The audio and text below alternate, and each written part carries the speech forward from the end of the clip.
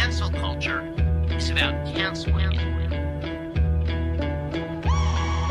Up yours. Woke moralists.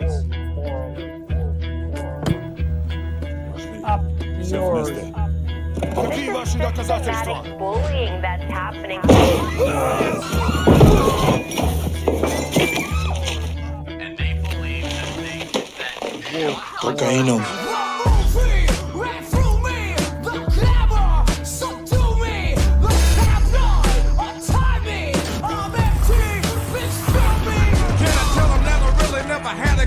But it's the wax that the Terminator X spun.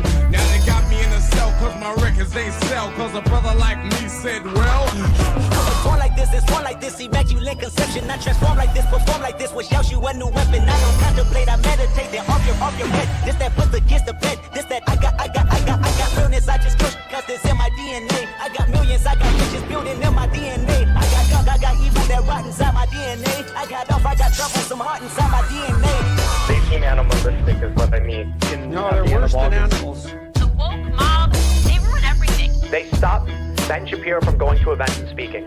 They stopped Ann Coulter from doing it. I will never surrender even a single inch of ground to a pitchfork mob. You never cave to the mob. We will never bow to the mob. Ever. No matter what. Do you see the final expression of cancel culture in terrorist groups like We'll see who cancels who. They want you to comply. Hello. Hey. Happy How's May everybody Day, doing? everybody. Doing okay. I'm not doing great, What? but I hope You're not doing great. well. What's wrong? I live in America. Oh, right. Duh. Well, if we want to talk about who is doing great, the people who are living in Canada right now, eh? Yep, everything is perfect congrats. now. Everything is solved. No more problems. Eh? They The now world have is perfect. communism, I hear. Very excited for you all. We elected a Marxist, a hardcore Communism Marxist. now implementing. Actually, Really excited about he did that. announce today dental care expansion, which I think was already going to happen, but dental coverage for, I believe it's if you make under 90K, I think, like household, and then for now it's open to ages 55 and over, and in the coming weeks it's going to be everybody basically 18 to 54 or 55. Really? That's That's good. actually really incredible. As somebody Donald who has Trump to heard- pay more than $1,000, I think $2,000 to get a crown put in tomorrow, dental care would be awesome. Ooh, So, Donald Dental care would be Trump- congrats expensive. on that. Already hear Yeah, that. it's so expensive. Crown is Donald on Trump. What were we saying? Just try to get this out there. What happened? I missed. I kept think trying you- to say something, and everyone just kept talking before. Oh, okay. Your turn now. No, it's all right. I'm good. This joke better kill. Jump in, Matt. No, I'm good. I'm done. Too much pressure now. I know. Well, Now now it we has want to to be hear. good, You and can't it's do not gonna that. be good, so it's You have okay. to tell us now. Don't No, leave it's us good. I'm hanging. happy Canada's got they're gonna have good teeth over there. That's good. That's right. Yep. Donald Trump announced no more teeth in America. Just get rid of that. Yes, it killed. Okay. Oh, that There was we that- go. That was what you were waiting for. That's a good joke. Yeah, good. I Good like to delivery more there. because of the waiting. You know, I like to be a little prime before the meal, Built it up the a little entree. bit. Love that. Are you here, Ariana? Any updates? Hi, yeah. I just figured out how to stream it onto my audience because I kind of went MIA on YouTube for a little bit there, but I'm good. I just moved to New York. It's something I've been wanting to do my whole entire life, but you know, it took me 11 years. So I could have like told you it's not whenever I really. guess. It's not that great. That's not wait your whole life. Can't wait to get there. Great. I could have told you that, but welcome. You ungrateful, sir. I've New York lived here City. forever. I've lived That's here why forever. you've grown up there. You don't realize how lucky But you are. didn't you grow up in? Aren't you from California, Ariana? Right? It's I'm not like from you the were Bay some. Area. Yeah, it's not like you're from like some bumblefuck hick town. You're from the No, other I'm major. from fucking Patagonia, Silicon Valley butthole. Like That's like a. You're so it's a ungrateful. major- It's a major place. People. You know what? I would love for all of you guys who are super leftist to go and spend a week in San Francisco, because the class disparity that exists in San Francisco will literally make you want to break everything. It's real bad now. It's and like, so bad. I noticed a difference. Like I went to San Francisco in like 2012, I think it was 2011, 2012. That was for the Game Developers Conference, and like I had been waiting to go to San Francisco for so like I've always loved just how that city looks, and being there for that was amazing. Like I really enjoyed being there. And then I went there again 10 years later, and it is terrible. it's so bad. It's like it's really noticeably deteriorated. Also, it's run by so Democrats, and bad. crime is out of control. There are people Right. doing drugs everywhere. Right. You know, you sit on a bench, you might sit on a drug needle. It's just Right. You know what? Actually, You're actually that not is far kinda off. true, though. Speak- If you speak- sit on a speak- bench, you might actually sit on a needle. Like, I'm not even joking. In certain areas, you don't want to. There was one point where I went out with my friend and she wanted to take out her heels, and I was like, "Girl, we might end up in the ED, and you're gonna have to take boy. some shots." Like, you know. yeah. Well. Um, Anyway, it's not the nothing- people's fault. It's the government's fault for not caring about the people. Exactly. Let's just make that clear. Okay. Anyways, go ahead, mansplain me, Matt. What were you No, gonna I'm not say? gonna explain anything. I was gonna promote you and I was gonna promote Ariana and David's next appearance with Anna Kasparian, talking about all the the problems with California. Immigration. Wait, Well, can I just say I was just at an event with Jank there, and it was so weird. Like, it was We really need the weird. tea. I was like, Well, okay, so it was. I don't know if you guys do. Any of you guys write on Substack? No, right? I have one, but I don't really use it. I never use Substack. I saw Okay. you I'll read stuff posted a on there. photo. You were at some big Substack party. Well, yeah. So there was this. They called it the Substack bestsellers party, but it was basically for political writers who, bestsellers is basically how much subscriptions you sell. It's not based off of writing merit. It's basically like if you sell enough subscriptions, you're a bestseller. But Ariana, I didn't know you had such a large paying subscriber base. no, it's just like Why should move to New York City? not that much. The Big no, Apple. No, y'all. I'm broke. Please send me some gifts. Like I'm broke. Don't let You just these said it was a people brainwash bestseller you. party. Yes, bestseller, and Wait, it's you- anything it was over a- you 100. just said it was a I literally have bestseller? 109 subscribers. I barely got into that party by 9 subscriptions. Wait, Those 100 9 are all subscribers my on family Substack and is a friends. bestseller? So, yes. That probably the makes you bar like is the not that 10% high. of Substack, I bet. Because like most people don't have like 100 subscribers. Yeah. So it's really hard to get paid Wait, subscribers but since I started with the platform. You know what I mean? I thought Substack was like the anti-woke platform. What are they doing handing out I don't think it's participation anti-woke trophies? per se. 100 people equals a bestseller. Peter No. They've been actually like a lot more fair than other platforms. No, I there heard they've was gotten there better. was They a- want there to was make an money, issue. right? More than they want to push ideology. It's the same as all No, the. they did get better, yes, for sure. But there They're was a an lot issue a better. couple of years back where they were directly funding some not so great people. Okay, well that's before They're my still time, doing that, so. but like they're No, also I just. think there's a huge difference between like allowing someone to sign up as any other user and use your platform to make money via subscriptions like other users, and what Substack was doing at the beginning when they were directly funding specific writers that they wanted on their platform. Like that was like, not tied. Walled.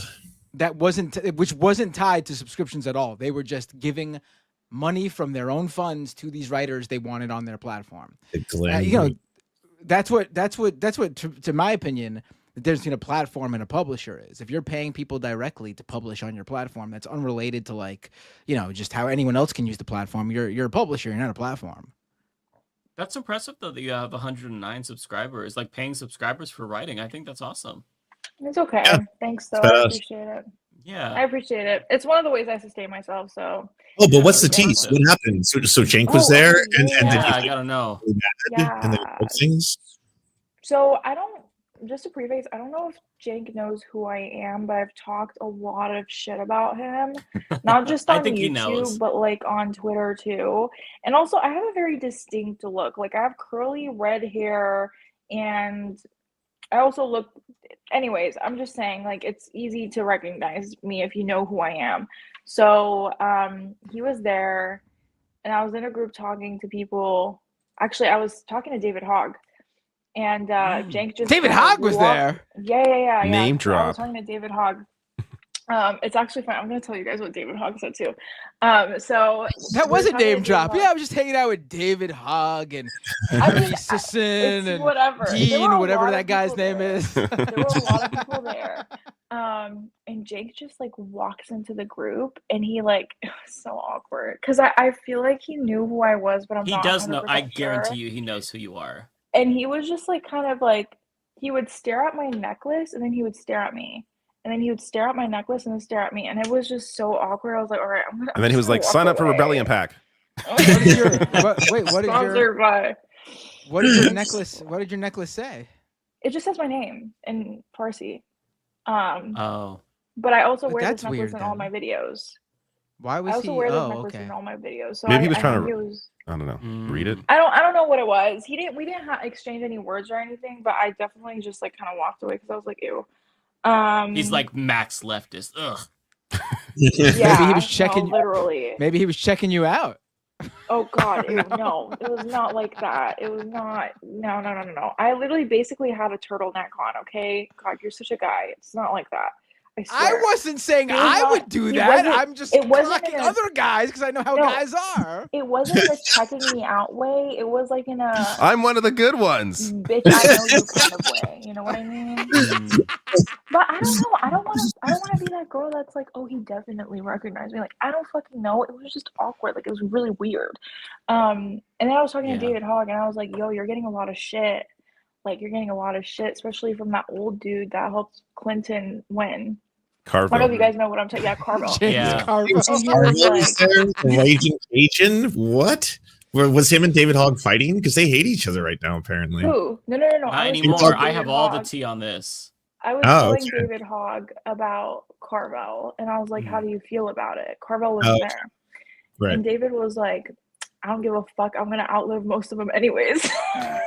That's funny.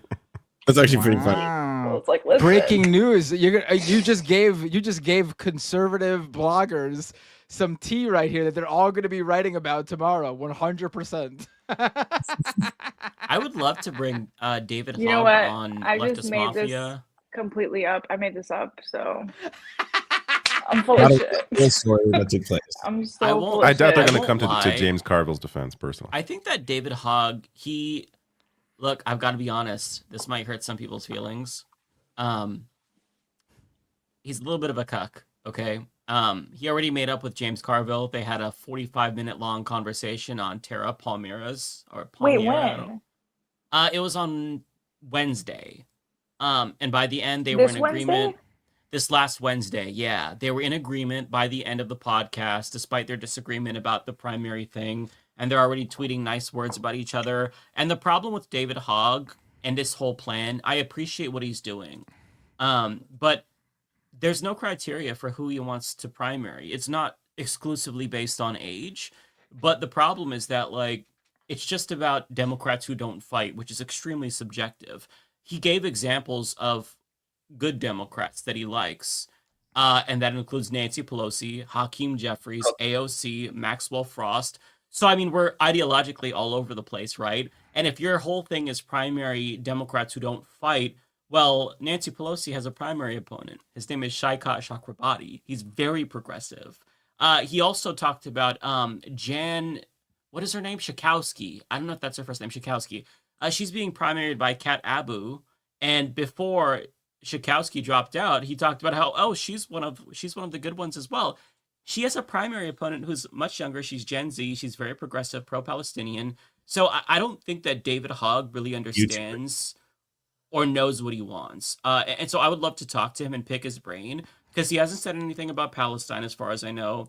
He hasn't said anything about specific criteria. He, to his credit, talks about, special interests in the party, but I just feel like he is kind of pissing in the wind and he needs some direction. And I'd be happy to help you, David. I'd be happy to help you. Or maybe he's playing like 7-dimensional chess, and like, he was hanging out with Ariana the other night at that event, and he's telling her, "Oh, I'm gonna outlive all these guys," And then a couple days later, he's hanging out with James Carville saying, and then I told this lefty influencer that I'm going to outlive all you guys. I destroyed the communists. And they're having a laugh together. Play both sides so you come out on top. How do I say Democrats? I'm curious. I would like to know. How do you Earnestly, say it, Kupo. Mike? Democrats. Is it? It's pronounced demon rats. Demon Remember? rats. Okay. Demon rats, yes. Okay. Oh my god! I used Democrat, and someone complained, being like, "That's what Republicans call them because it sounds like rat." I'm like, who the fuck cares? I mean, know, stop. Individual members of the party are called Democrats, but they are correct that Republicans don't say Democratic Party; they say Democrat Party. Yeah, I don't say Democrat and that's Party. not I just- correct. Yeah, the same. Democratic Party and the members of the Democratic Party are Democrats. Mhm. Right. Yeah. But Yeah, you I can say don't like, know how "Hey, to say that Democrat." If you're talking about one person, Yeah. Fucking you potato, can't avoid potato, saying bro. Democrat. Yeah, it's not the biggest thing. I think that the liberals who are really hyper fixated on this, it's not the biggest stone. If you say the Democrat Party, let it roll off your Yeah. shoulders. It's not that big of a deal. I say Democratic We have Party. bigger problems, guys. Yeah. That's really like right. In this day and age, I think we're past that. we're probably in a good place if that's your big issue. Also, I just Right. want to say, Kat Abu is Palestinian. I don't know if you guys knew this. Yeah, Yes. she would be one Oh, of okay, two Palestinian members in Congress if she was elected. Yeah, That's it. One of two. She was on this show once. Yeah. Yeah, she was. Yeah. Wait, Yeah. what? During I wasn't the here. DNC. I missed that one, but she was Oh, on the yeah, show. yeah. Yeah, she's great. I'm a huge Yeah, fan yeah. of Kat. Isn't the Yeah. person that she's running against now not running again for re-election? Yeah. Wait, really? Yeah, she's retiring now. Mhm. Yeah. Yep. Schakowsky. So the lane's pretty open, but I feel like now Democrats, the Yeah, bad that's- Democrats, are going to put someone in there or try to. I actually think it Yep, could they possibly will. be harder for her to win in this Yeah. scenario because the Democrats are now going to, run the board. It's not going to be defending a single individual. They're going to throw a bunch of Democrats out there and really muddy the waters.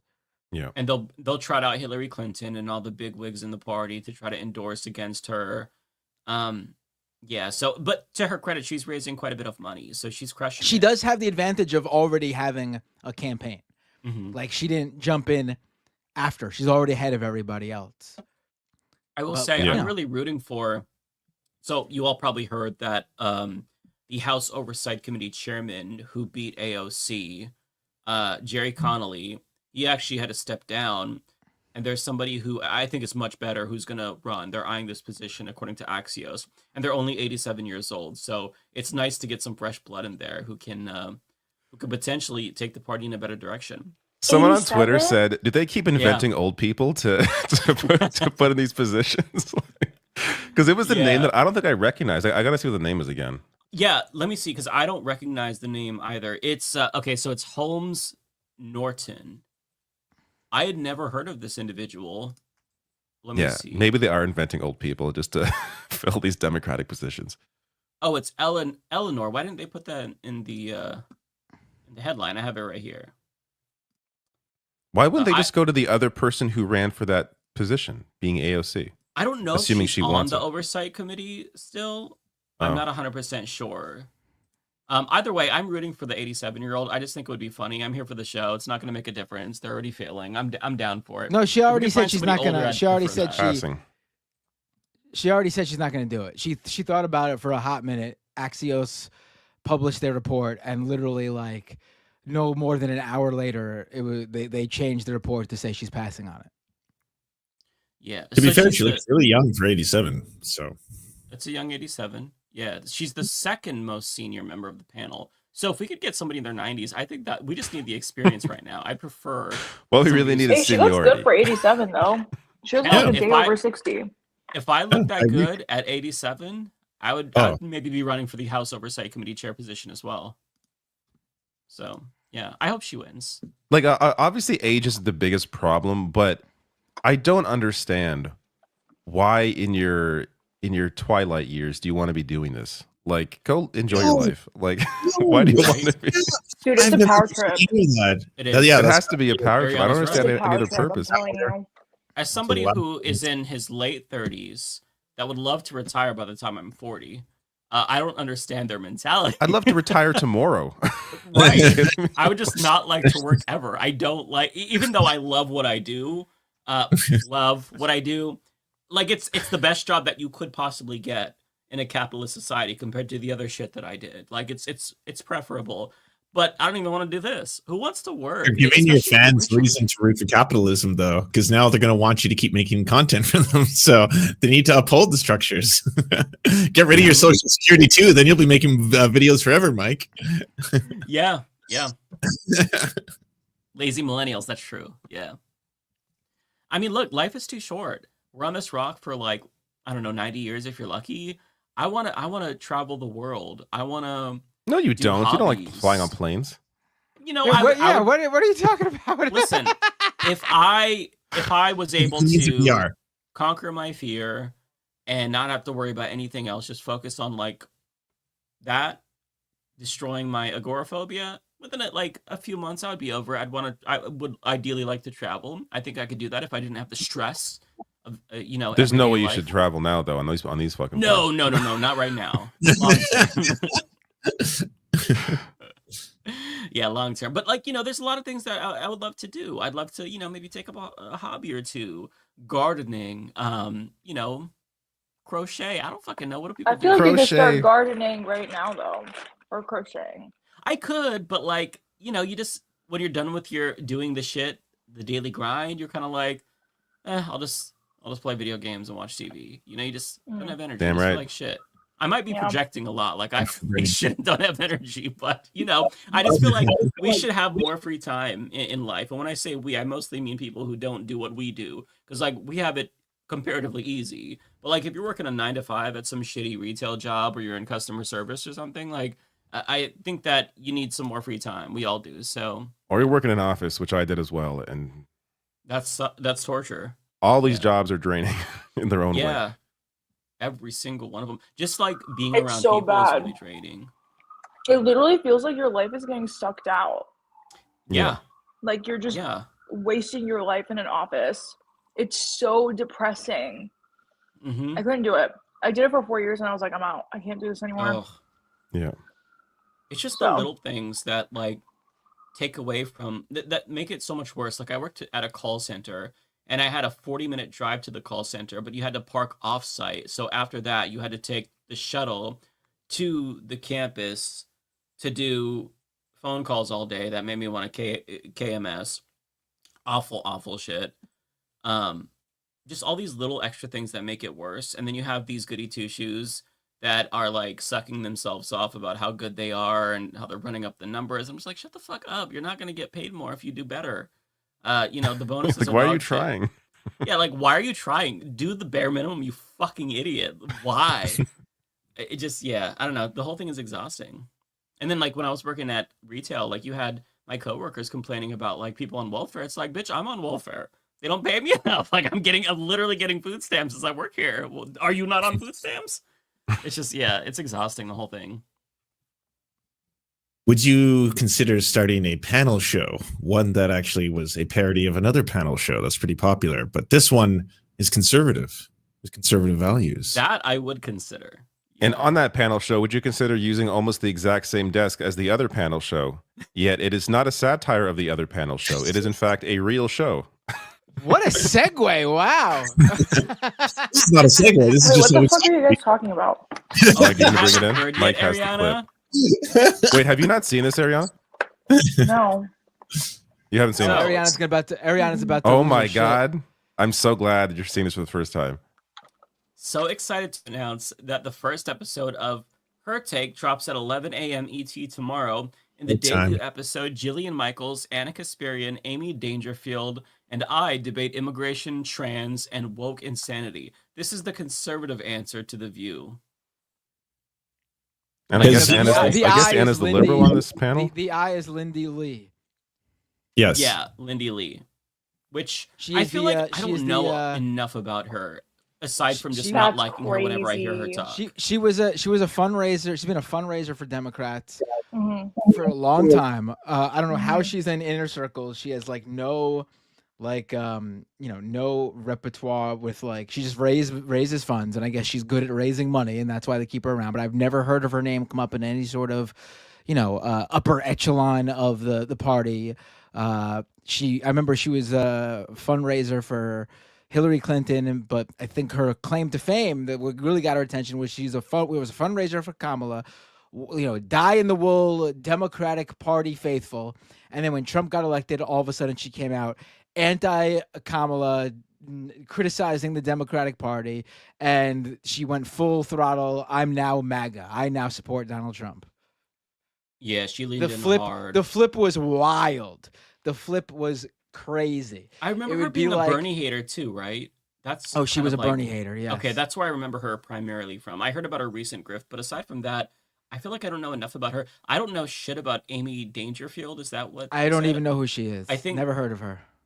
Yeah, I think Amy Dangerfield is this lady right here. I want to say. I know Wait, this. Is this that is the Jillian transphobic Michaels. fitness woman? Yes. Yeah, that's Jillian Michaels. Yeah. Jillian Oh my Michaels god, this is like a nightmare blunt rotation. Oh yeah.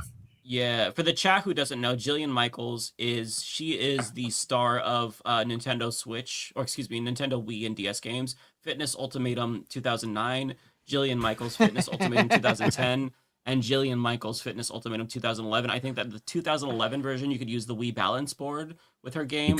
Don't quote me on that though. But so she's in the video gaming world. I'm sure she has a lot to say about the industry lately, the layoffs and whatnot. But wait, is that really how you know her? Mike? Oh, she got all of that from being on The Biggest Loser, right? It was Biggest like the Loser, Biggest yes. Loser. Yeah, She was having a pretty well-licensed career in fitness video games for Wii specifically. Right. So I thought Mike was Shovelware. joking at first, but then he started talking about her in the gaming industry, and I was like, wait, he's getting a little bit too serious with this. Does he really think that's what she's known for?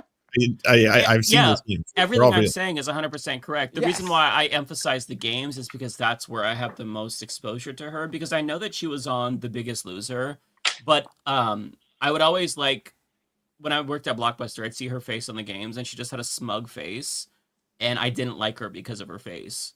And I feel like I could say that because I have a very punchable smug face as well. But hers, there was something about it where I felt like she was judging me, and I knew that she was on the show The Biggest Loser, so it's like, oh, I'm more fit than you. Fuck you, lady. I don't know. It just she rubs me the wrong way for numerous reasons, and now her politics gives me an actual. And now you have an actual reason.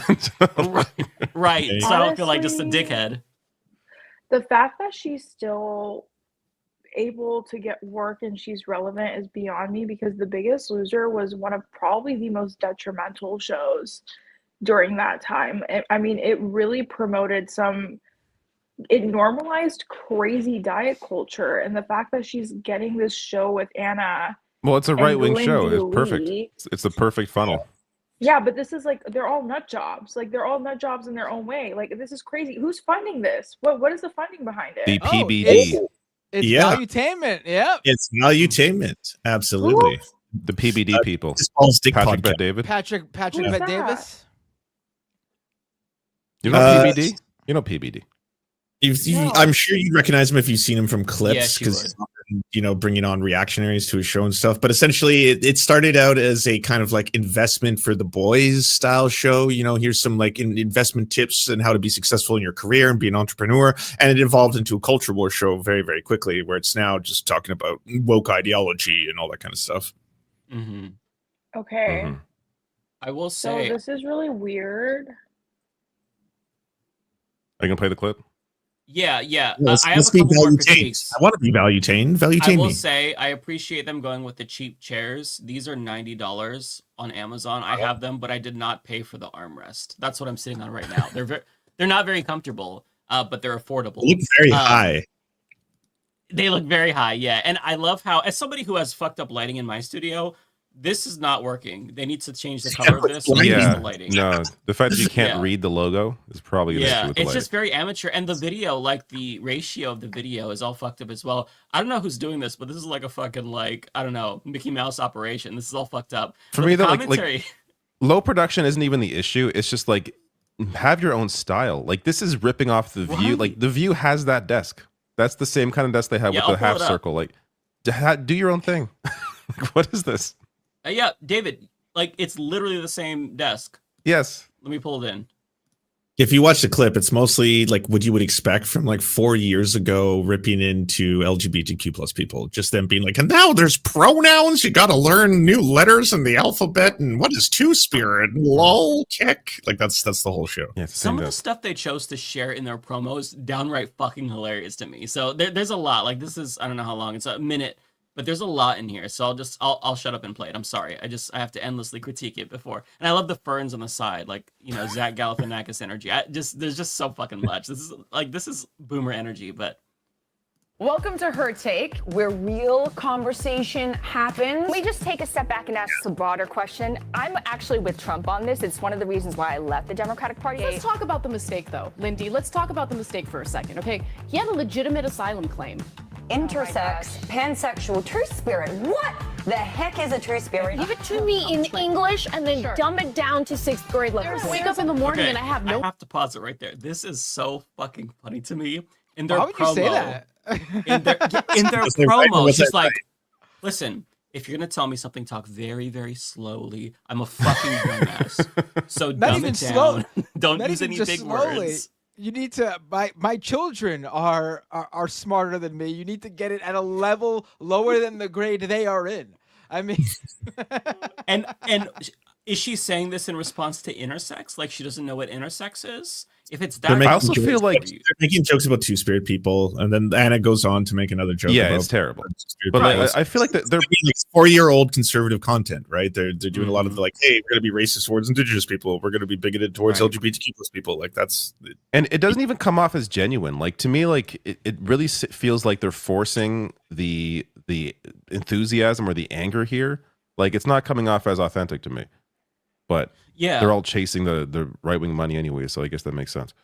And I'm sorry, the white text with the white like clothing and whatnot, and the white aesthetic. So bad. It's so you need to put a background here. I mean, this is just like video editing 101. Like this is rookie shit. This is why you could tell none of them like actually did their own show. They always had people do shit for them. Like do it for me. They don't have to investigate how to make it their own. Or but whatever. they're not doing this show. They're either. not doing this either. They just Valuetainment's taking care of this.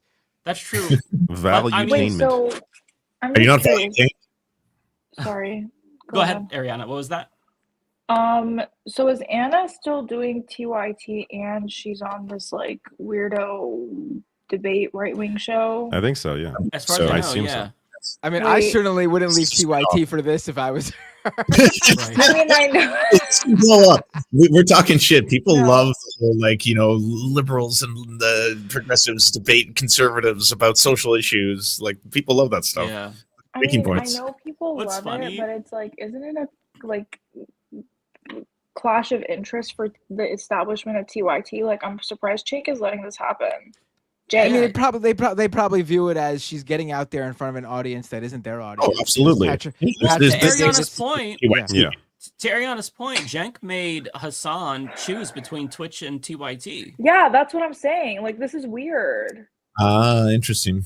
Yeah, like there have been people before who wanted to go off and do their own thing, and Jake gave them an ultimatum, and they most of the time ultimately ended up leaving. But this is weird that he's letting her do this, and she's still at TYT. Yeah, I mean, TYT is in a different place now. Before they could, live in their walled garden because they had the audience, maybe.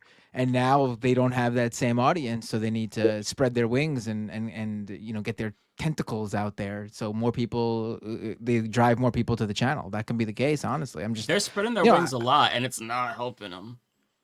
I will say that.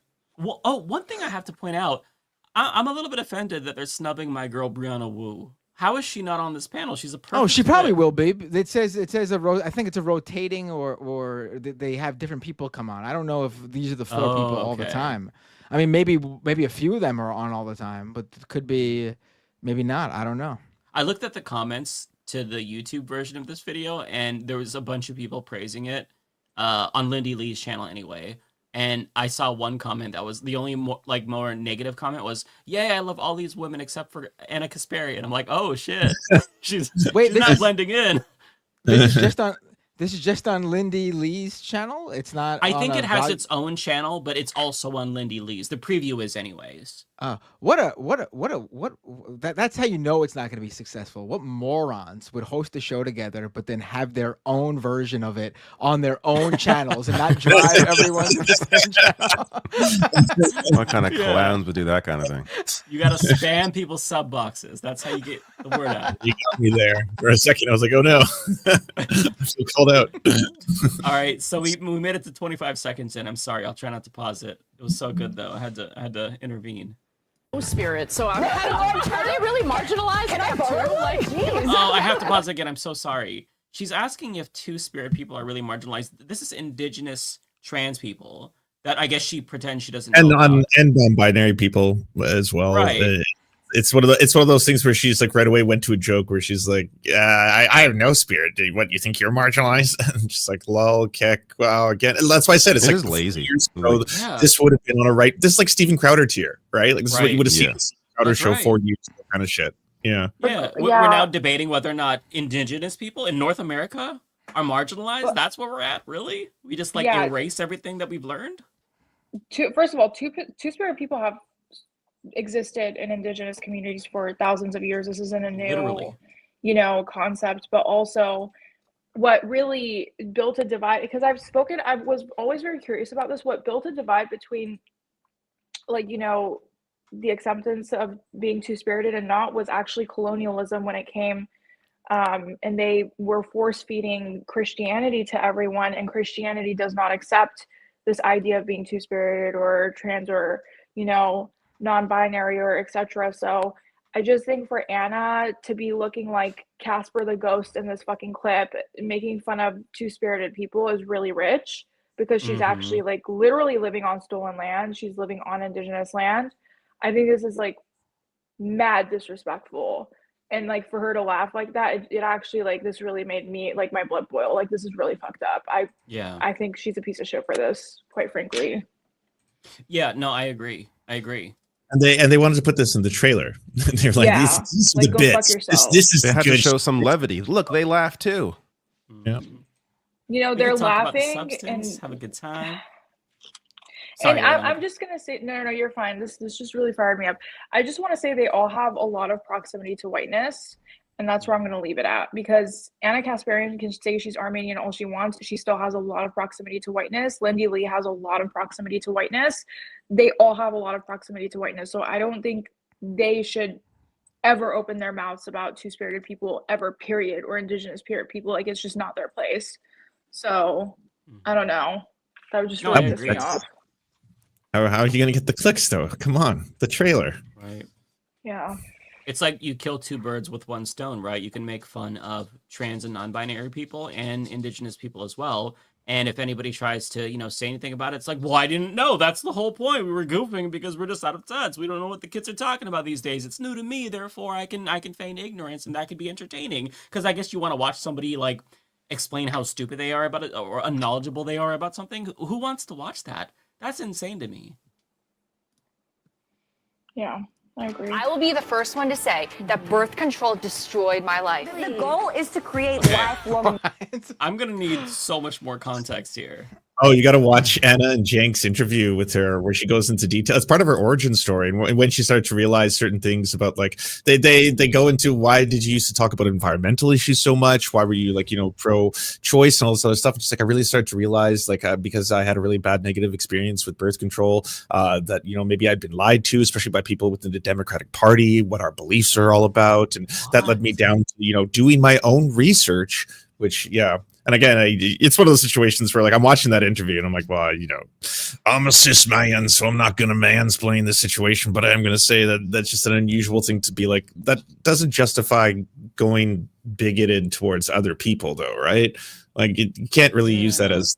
And that's why it's okay for me to support MAGA and make sure immigrants are locked up because of my own personal bad experience with birth control. Yeah, that doesn't make any sense to me. Medical patients, because that is passive residual income for them every week, every month till the end of that person's life. You've got real Wait, what was that conversations person that talking happen here, about? different voices. I have no idea. I don't know. I have no idea. It was out of context. Very weird clip. When I hear someone talk about passive income, I don't think of a political news talk show. I think of one of those YouTube online marketing scam ads. Do you Might not want be too passive far off. income? Passive? Whoa, that's the best kind. For just $1,000 a month, we will teach you everything you need to know to make $1,500 a month.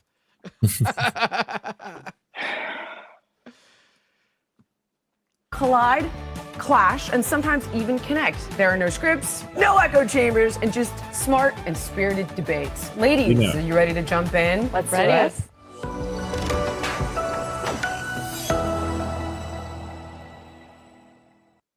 Welcome to Valuetained. her. Wow. Well, I was valuetained, I will say. Mm-hmm. So the episode comes out tomorrow. Can't wait. Gay makeup artist deported. Poor transphobic Karens. LOL. LMFO, you're such a grifting hack. Goddamn. You're so it really seems rolling like the the dice, reception- scrolling through comments on Twitter. Oh, that's true. That is very dangerous. Yeah, you're only a matter of time before seeing something horrifying. You might see a swastika or a dick. You never know what's going to jump out at you. Yeah, so I'll be watching that. I think it looks great. I'm really happy for Anna Kasparian for venturing out and really leaning into her more conservative views. Not like she hasn't been doing that on TYT, but good for you, Queen. Get that money. I don't think this is a paid gig, probably, but we'll see. I don't know. I mean, it probably is. What are you kidding me? I mean, why would any of these people agree to do That's this? true. It is And- valuetainment. and Patrick Bet Davis is a wealthy guy. He's got money. He's got value. He allegedly He's the ran MLM a guy, right? MLM, yeah. Yes. I mean, Started out in MLMs. All He right, knows. Respect. An MLM tried to recruit me, by the way, before. It was really funny and creepy. When I was working at Blockbuster and they were going out of business, we were bought by Dish and they made us sell Dish. And so this guy scheduled an appointment so I can pitch him Dish. And I did the pitch for Dish. We used to get like, I think $50 if we signed somebody up. So I put in my best effort. And he's like, he pretended to be interested. And then he's like, I'll be honest with you. I'll cut to the chase. I just think you're a great salesman. I'm not interested in Dish, but let me give you my card. I have a job offer for you. And I'm like, oh, what is it? And he's like, I won't, let's just talk. I'm like, oh, okay. I'm like thinking maybe he's trying to be respectful because he's trying to pitch to me at my place of employment. So then I call later on because I'm like, okay, I fucking hate this place and we're out of business. So, then I still don't get any information. He's like, so we're doing interviews. It's just like roundtable interviews. It's at this place. I looked it up. It was like a warehouse. I'm like, oh shit, are they trying to drug me and like kidnap me or some shit? And then the more he talked, the more I'm like, oh, this is a pyramid scheme. Like you're trying to. So It's and an I'm upside like, down triangle. Come on. yeah. So eventually, I think that like they called me and left me a message. And I'm like, bro, this is a pyramid scheme. Fuck off. And like, it's not a pyramid scheme. Like they were adamant it wasn't a pyramid scheme. It was 1,000% a pyramid scheme. So yeah, it's funny. It's funny. That's my experience with MLM. So maybe it was the valuetainment one, Patrick Bet Davids. If that was his pyramid scheme trying to recruit me before I was doing the Humanist Report, that's actually really that's cool. I should find out. I have no way of finding out, but maybe. Should I talk briefly about Canada since the election love to happened? hear Oh about yeah, Canada. right. I want to hear This about week. this actually. Explain what's Yeah. going on. And yeah, so the Liberals were in power for about 9 years, and so let's go back to 2015. Trudeau won a majority government against Stephen Harper's Conservatives, who were themselves in power for I think 10 years at the time. Flash to COVID. That's around the time when Trudeau, I should say post-COVID, after people got help and things were starting to die down a bit, is when he really started to lose support, or the Liberals generally. And then Poilievre became leader of the Conservative Party in 22. And it was really just a steady stream of Poilievre, like his whole personality is an attack dog. He just spent 2 years attacking Trudeau over and over, like on every possible thing, making up things, to the point where Trudeau became very unpopular. Like when you have the opposition party just attacking, focusing all their attacks on him for so long, that's going to happen. So they kind of shot themselves in the feet because during the time of his least popularity, so December, that's when Chrystia Freeland, his second in command, decided to step down when there was about to be a cabinet shuffle, and she did not agree with the decision to take her off of finance. So she came out against him. That's when he said he's taking about 2 weeks to think about what to do next. So they Trudeau, after the new year, decided to step down. That's when there was a Liberal leadership race, and this is around the time when the Liberal fortunes began to completely shift. So the combination of Trudeau stepping down and then Mark Carney eventually winning that leadership race, and Donald Trump playing the biggest role he has ever played in Canada, essentially turning around the fortunes of the Liberal Party with his threats of annexation, 51st state, Governor Trudeau, and of course the trade war, led to Canadians going back to the Liberals. Or I should say it's not even necessarily that they took conservative votes, though they did. It's that there was a complete collapse of the NDP, which is the left of center party in Canada, where a lot of those voters thought or decided this time that we can't risk having someone like Pierre Poilievre lead the country in this time of crisis. So we're going to go with Mark Carney, who is a central banker. He was the bank governor of Canada during the 2008 financial crisis. Then he went to the UK and Brexit happened. He was there during Brexit and helped them through that. And he's worked at Goldman Sachs. He's the kind of guy who you would, in any other time, you would think would not be popular. Like, the moment that the U.S. is having in terms of this anti-elite sentiment also exists in Canada. But we are in such a unique time with Donald Trump that a lot of Canadians just felt, here's a guy who seems competent compared to the other potential prime minister in Pierre Poilievre, who definitely is not competent. So the vote coalesced, and the Liberals ended up winning the election. I should say a minority. I believe there are 168 seats now. It was 169. I think they just lost one in a recount. But 168, a majority would be 172, so just shy of a majority. The NDP collapsed completely down to 7 seats, but that also means that they could hold some power here in terms of the Liberals wanted to get anything passed. They may need the help of the NDP or the Bloc Québécois, which has a lot more seats. I think around 20 or 20 plus. But these are two parties, the Bloc Québécois and the NDP, that are more willing to work with the Liberals compared to the Conservatives. Hello, Rebecca. So, hi, David. I'm sorry. I'm just coming in late. But David, look at your face because I've missed it. I have missed it so much. I know. I haven't seen you for probably a month. Good to see you. I know, but it's so nice to hear your voice and to see your face. I just wanted to say that. Okay, we're all here together so nice. again. It's been a while. This is a full cast. But yeah, so Liberals won the election, and we're so happy. We're going to see where things go from here. There's been some talk potentially of some NDP MPs maybe considering crossing the aisle to the Liberals, but I would be surprised if that happened at least so soon. No. Sorry, Lance. Jenny Kwan said no. She was the one. She's the one that was on. Yeah. She was. I voted for Jenny Kwan. She said that she's not going to do that. Oh. Yeah. So it is going to be a Liberal minority government. But when you have two other parties willing to work with you, that may last. A year or two. We'll see.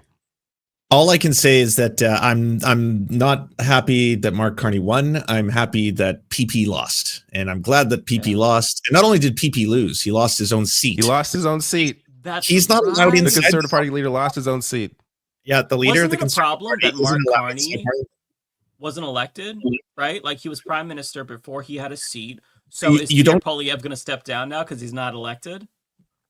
Like in a normal situation, I think he would because of the shame. It's just deeply shameful to not only go. It's the biggest upset in Canadian history. It went like this to this, right? It was more like that, but it basically just reversed course completely. So that alone would shame a lot of people into stepping down. But then losing your seat as an MP and not being allowed in Parliament when it opens back up is really funny. Which means someone else is going to have to speak on his behalf, right? Like Andrew Scheer is probably. Who speaks up and is like, well, Pierre cannot be here.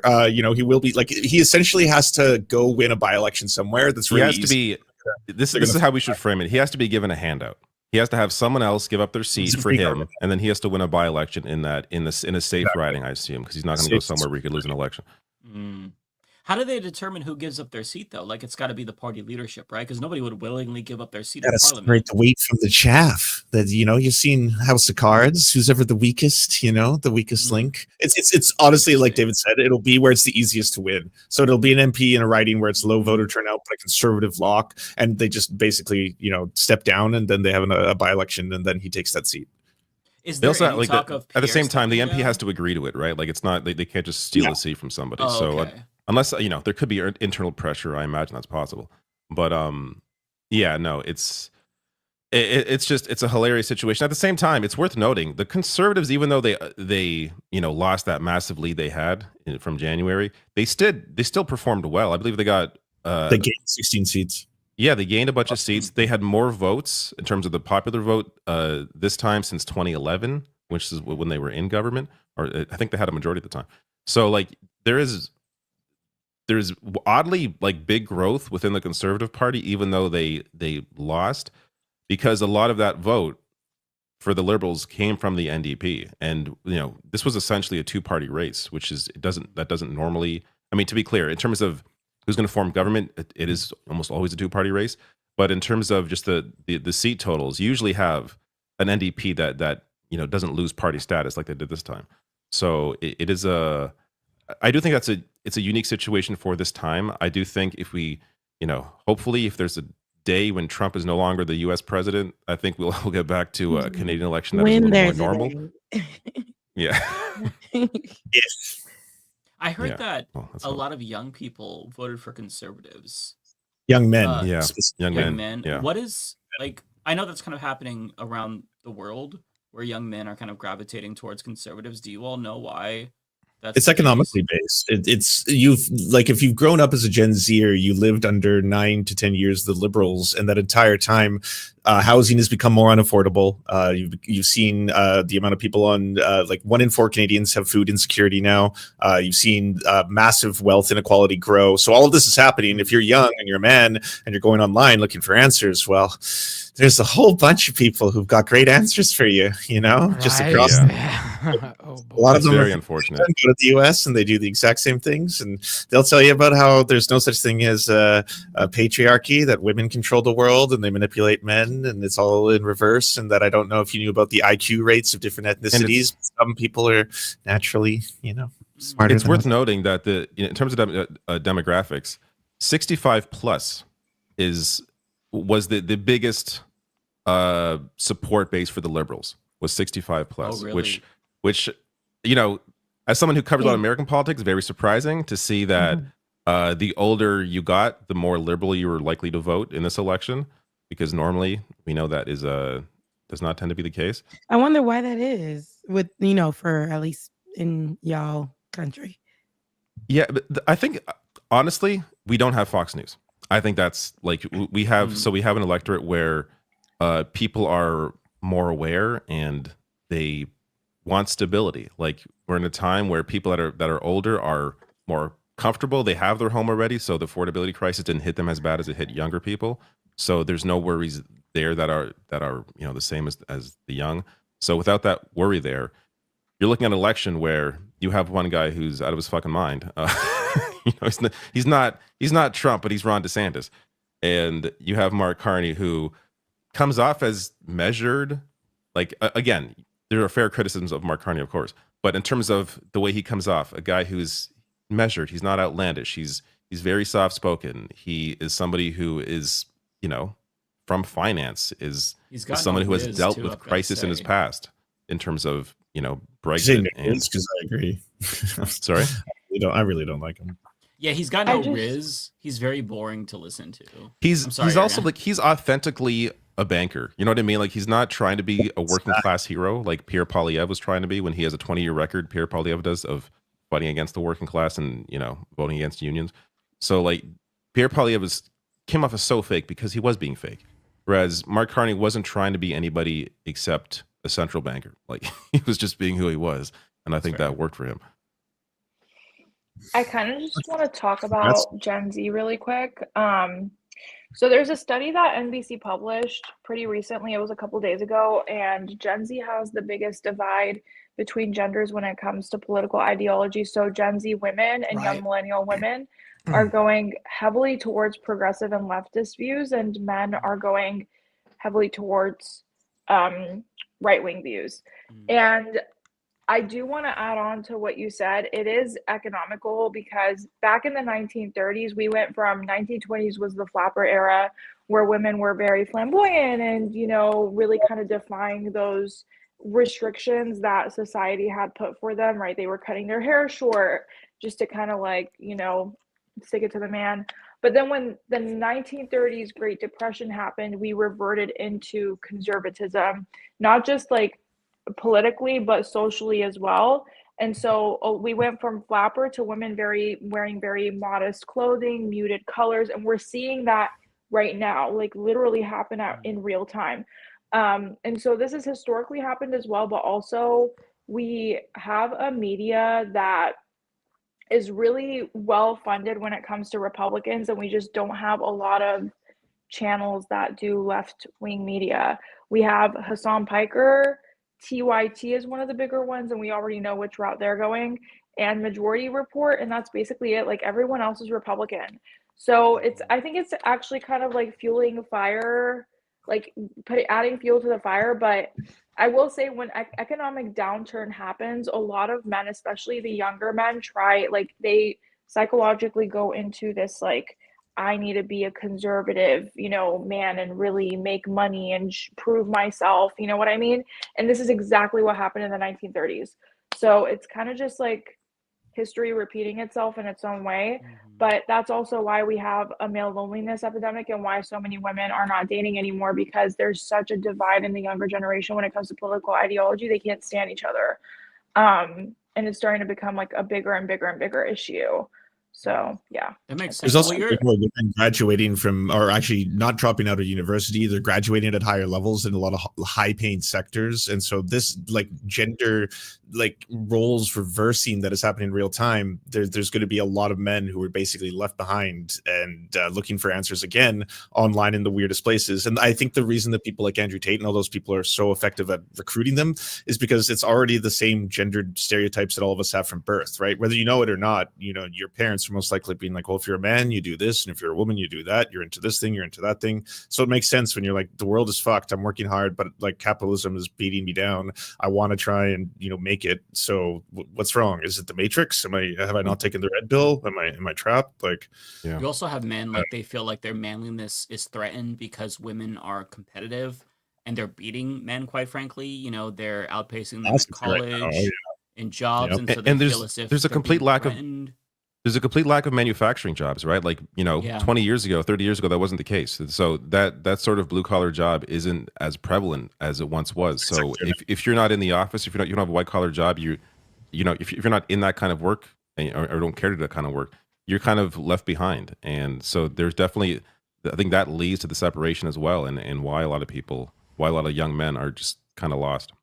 I think And yeah, sorry, go ahead, Rebecca. no, you guys are so right. I think even for over here, like we know that historically it's been where men have been to lead, like you guys are talking about, like that whole mindset. Even the people who are in office right now, all of the leaders are people who still have that, where we're white, we're men, and you know, I don't care how smart you are, I don't care, you need to be in the household, you know, bearing the kids and doing all of that. And even with the little things throughout the years after that were made different for women, where they can go to work but they still have to go to work and still come home and cook. And now where we are, I think it's like Ariana was saying, it's so different because men will choose, like I feel like men are choosing to be conservative thinking, not because they want to be or whatever, but just because they feel like they need to put a woman in her place. I've heard so many men,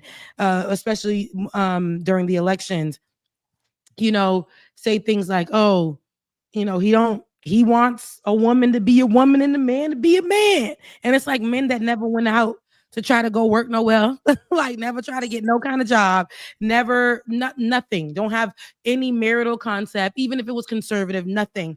But because they feel like he or the conservatives have this, you know, this powerful idea of how men should be the patriarchy, all of that. Men who don't even do anything towards patriarchy or to even lift it up, just believe like, okay, he's going to put women in his place, in their place. And so that's why they just leaned over that way. And that's why I think a lot of women are like, I ain't about to have your kid. I'm not about to be at the house I'm outside, right? I'm outside working. I'm outside making my own coin. I don't want to be married. I want to be married, but not to what we have here with these men who, and it's a whole bunch of them. I've seen them in every community, not only the white men. I'm talking about Black, immigrant, even LGBTQIA+, whatever it is, the vintage ones. They have this idea that they have to be so conservative and women should have their certain place in the whole spectrum. So I think that's why, too, even me, I'm literally going to be 35 in a week and a half. And my mindset is I cannot push out anybody's big head baby in this. I'm not doing it. Not doing it. Yeah, it seems like the way fair. like my interpretation of it is that if they can restore like the old traditional patriarchal order where like women were in the kitchen and men were the breadwinners, then that's kind of how they can restore their own glory. Which is why I think you kind of see like this push for like Well, they call it their birthright, trad wife culture, birthright and stuff like that. Mhm. And a lot of it, like the overarching thing, as Ariana was kind of pointing to, is like the materialism. Like it goes back to I think the materialism versus post-materialism. When you look at developing countries, they don't make a lot of social progress because their material needs aren't met. They're worried about security, housing. But when they start to develop, like in China, you start to see them focus more on social justice issues. You start to see burgeoning queer communities emerge. But we had that understanding of like developing countries and why it takes them a while for them to progress socially. But it seems like we're kind of it works in the opposite direction too. So when like your material status declines, then so too does like the social status and equality, because that's all like it's all interconnected, and it's it's happening everywhere. So I think global capitalism is taking a fucking toll on everyone, and that's that's the two lies you get with conservatism, right? Is that the meritocracy is real and that there are strict gender binary roles that you have to fulfill. And then when it turns out that one of those isn't true, because the meritocracy isn't real, you still have to fulfill your duty as a man and make it and get out there and be an earner, and you got to be a protector and a provider and all that kind of stuff. And it's like, that's getting harder and harder just to do any of the things. Like, you want me to get married? That's what is that? $20,000, $30,000, $40,000? You want me to buy a house? What do I have? $200,000 sitting around? You want me to have a kid? 200,000, baby. Where I live at, it's like $500,000 to buy a raggedy house. Yeah. Well, I'm just talking about the down payment. The down payment. The down. Okay, talk about it. Well, I love how It's did you a all see on different time. TikTok? So a bunch of people were reacting to the potential plan for Trump to give, and this is never going to come to fruition, but there was this idea of giving young couples $5,000 for having a kid, and people on TikTok were like, "You want me to have a kid for $5,000? Excuse me? How about you give me diapers for life or like free daycare?" If you really want to incentivize us to have kids, because this whole traditionalism that you want us to go back to is not economically feasible anymore. No, let's be honest. I was thinking the other day, it is amazing though that they want to give that they don't want to, because it's not going to happen. But they're floating the idea of $5,000 for having a kid to make themselves look good. Yet these are the same people who want to kick women and children off of like whatever social safety net welfare programs there are. They don't leaving them alone. They don't care. They don't care. They want to give you they want to give you the $5,000 for carrying a fetus, because that's what they care about. Because the second that baby's born, we know that they don't give a shit about the baby. That's how they are. Like, No, that's the target. No, those programs are created literally. They'll be like, this is what conservatives do. I think this is just America in general, but they'll be like, have that baby. We got you, right? We got these programs. We have that for you. As soon as you have that baby, you can't even, you told them that you couldn't have it, but they tell you to have it. Like, listen, abortion is an option. I'm going to go ahead with that or whatever. And they're like, no, we'll take that from you. Have that baby. We got you. And then they're taking away those programs. And then they put, now your baby's in foster care or whatever. And we know how well foster care in America is not the best. I got a best friend who was in foster care, and there's trauma there. There's all kinds of stuff that happened within that system, but they're never helpful. All of the programs that they swear up and now they're going to help you, they're not going to help you raise your kid.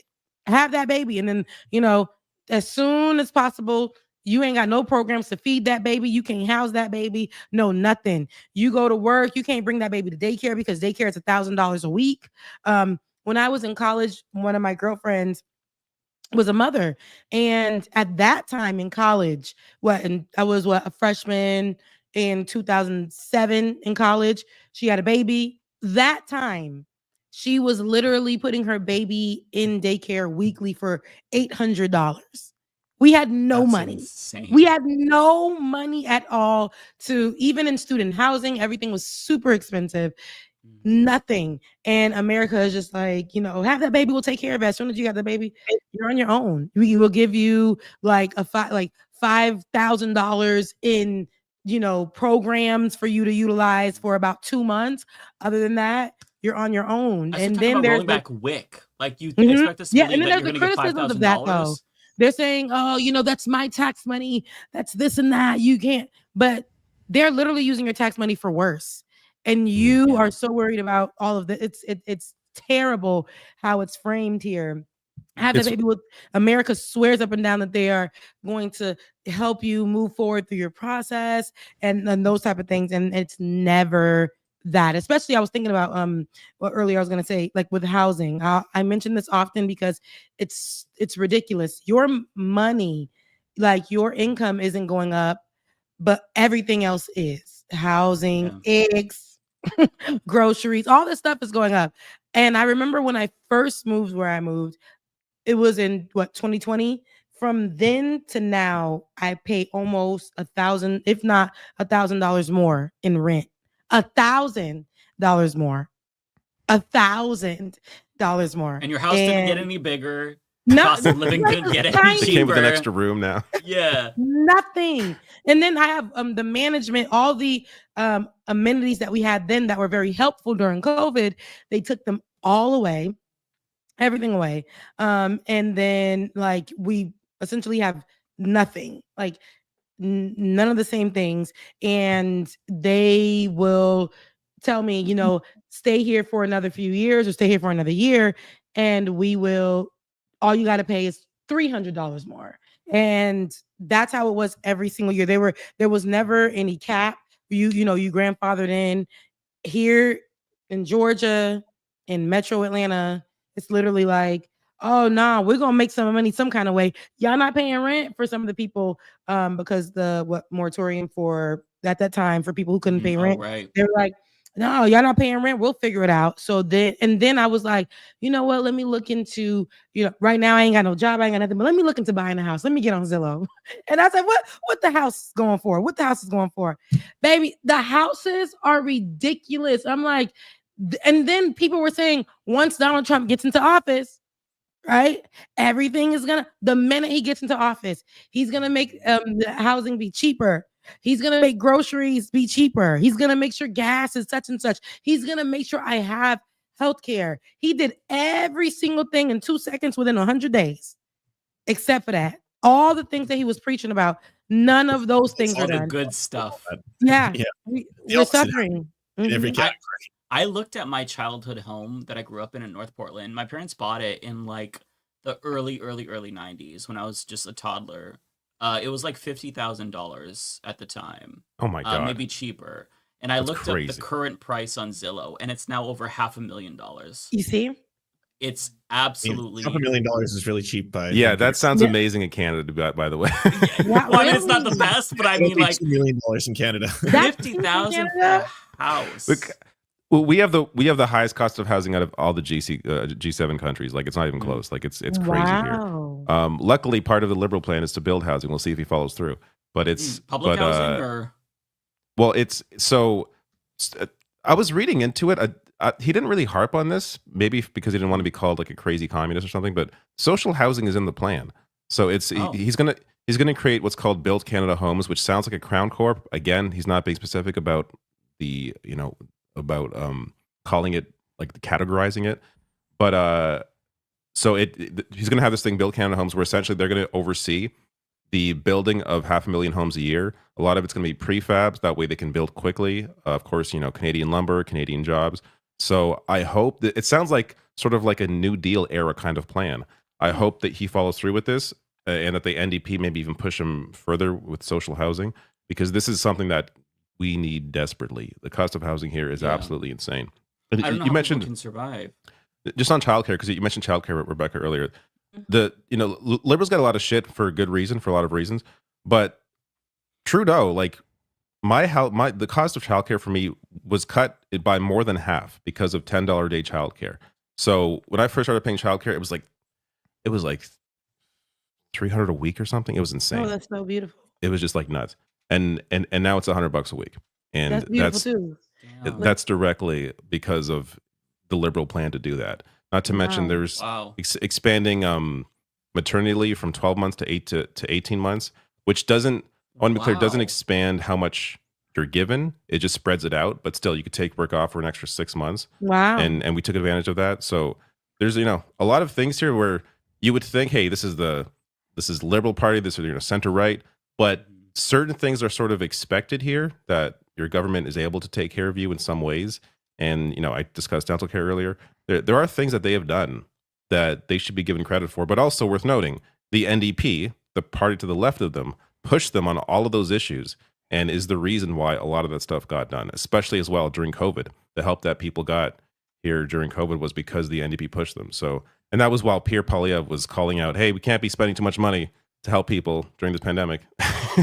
So it was just sort of this, like, again, a lot of these, there was so much during the election that I wish, I guess didn't need to be discussed because he lost anyways, but people need to be reminded of like who Pierre Poilievre was and what he fought for and what he didn't fight for. Like this is a guy who voted against same-sex marriage, like one of his first votes when he first came in, against same-sex marriage, voted against cannabis legalization, voted against dental care, voted against pharmacare. His father is gay.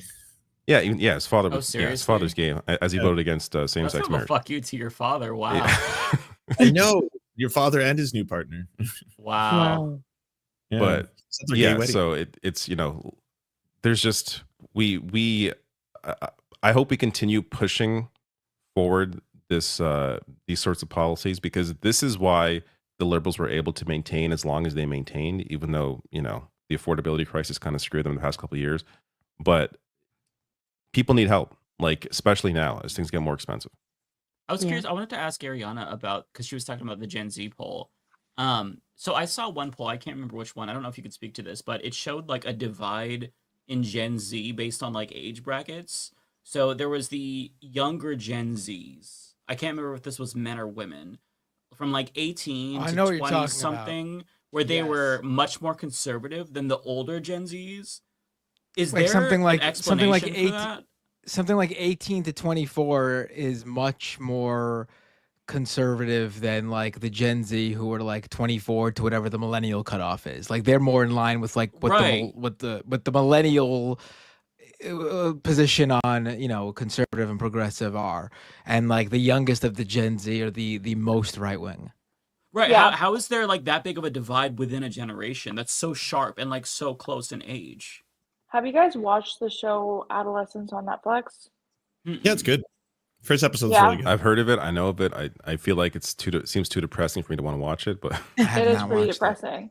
So I think I can only like make my best guess, but I think what happened was that a lot of the Andrew Tate red pill content really got to young men who are already pretty insecure. So like when we're talking about young men, so this happened to one of my brother's friends. He basically really good kid, but grew up, struggling, right? Grew up pretty poor, had like multiple siblings, parents, disabilities, they don't work, whatever. And he kind of started listening to Andrew Tate as a way to motivate himself and go to the gym and live a better lifestyle, right? And he started going down this hole of just like getting completely red pilled, like to the point where he was saying things that my brother was like, all right, listen, like I can't do this anymore. Like you're too extreme. I don't even know what the fuck you're talking about. Like I don't want to talk to you anymore. And I think that was like a wake-up call for him, so he kind of pulled himself out of it. But he was insecure, grew up with a poor background, and he was susceptible to kind of like getting lured into the red pill content. And I think we're seeing a lot of that with younger men, especially when they're more in more vulnerable spaces, which a lot of people are. I mean, like 70% of America lives paycheck to paycheck. So I'm sure there's a lot of young boys, because when I was growing up, the Andrew Tates didn't exist in a way where they were like doing red pill content, but specifically making it for young Gen Z men, right? This is a very new phenomenon that has just started recently, like in the past couple of years. And so I think we're really starting to see it when it comes to the trajectory of how the younger generation, when it comes to 18 to 24, is really thinking, because they kind of grew up with that Andrew Tate. And if you come from a poor background and you're insecure, Andrew Tate is kind of like the holy grail, because he is like, you want a Bugatti, you know, you want to get muscles, like he's kind of like, yeah, be like me, you know what I mean? And if you're a young boy who doesn't have any role models and you're poor and you just kind of want to look up to someone, that's who you're going to listen to. So I think it really has to do with I think it has a lot to do with the Andrew Tates, Fresh and Fits of the world. And I think the show Adolescence really highlighted it in a beautiful way, where it really covered all of it and how it has like a ripple effect on communities and in families in general, which is why I asked, but I think that's why. I think you're absolutely right. I mean, I remember I was covering like the MRA, like the men's rights activist movement. Oh, I forgot about that. In the like the early 2010s. And I was very familiar with a lot of them, and a lot of them were very familiar with me.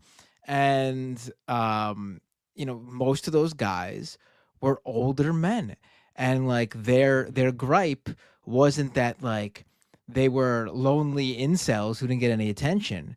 Their gripe was that they were like bad partners and now have to pay alimony or child support. Like it was a completely different misogynistic thing that radicalized them to become such like, you know, raging misogynists.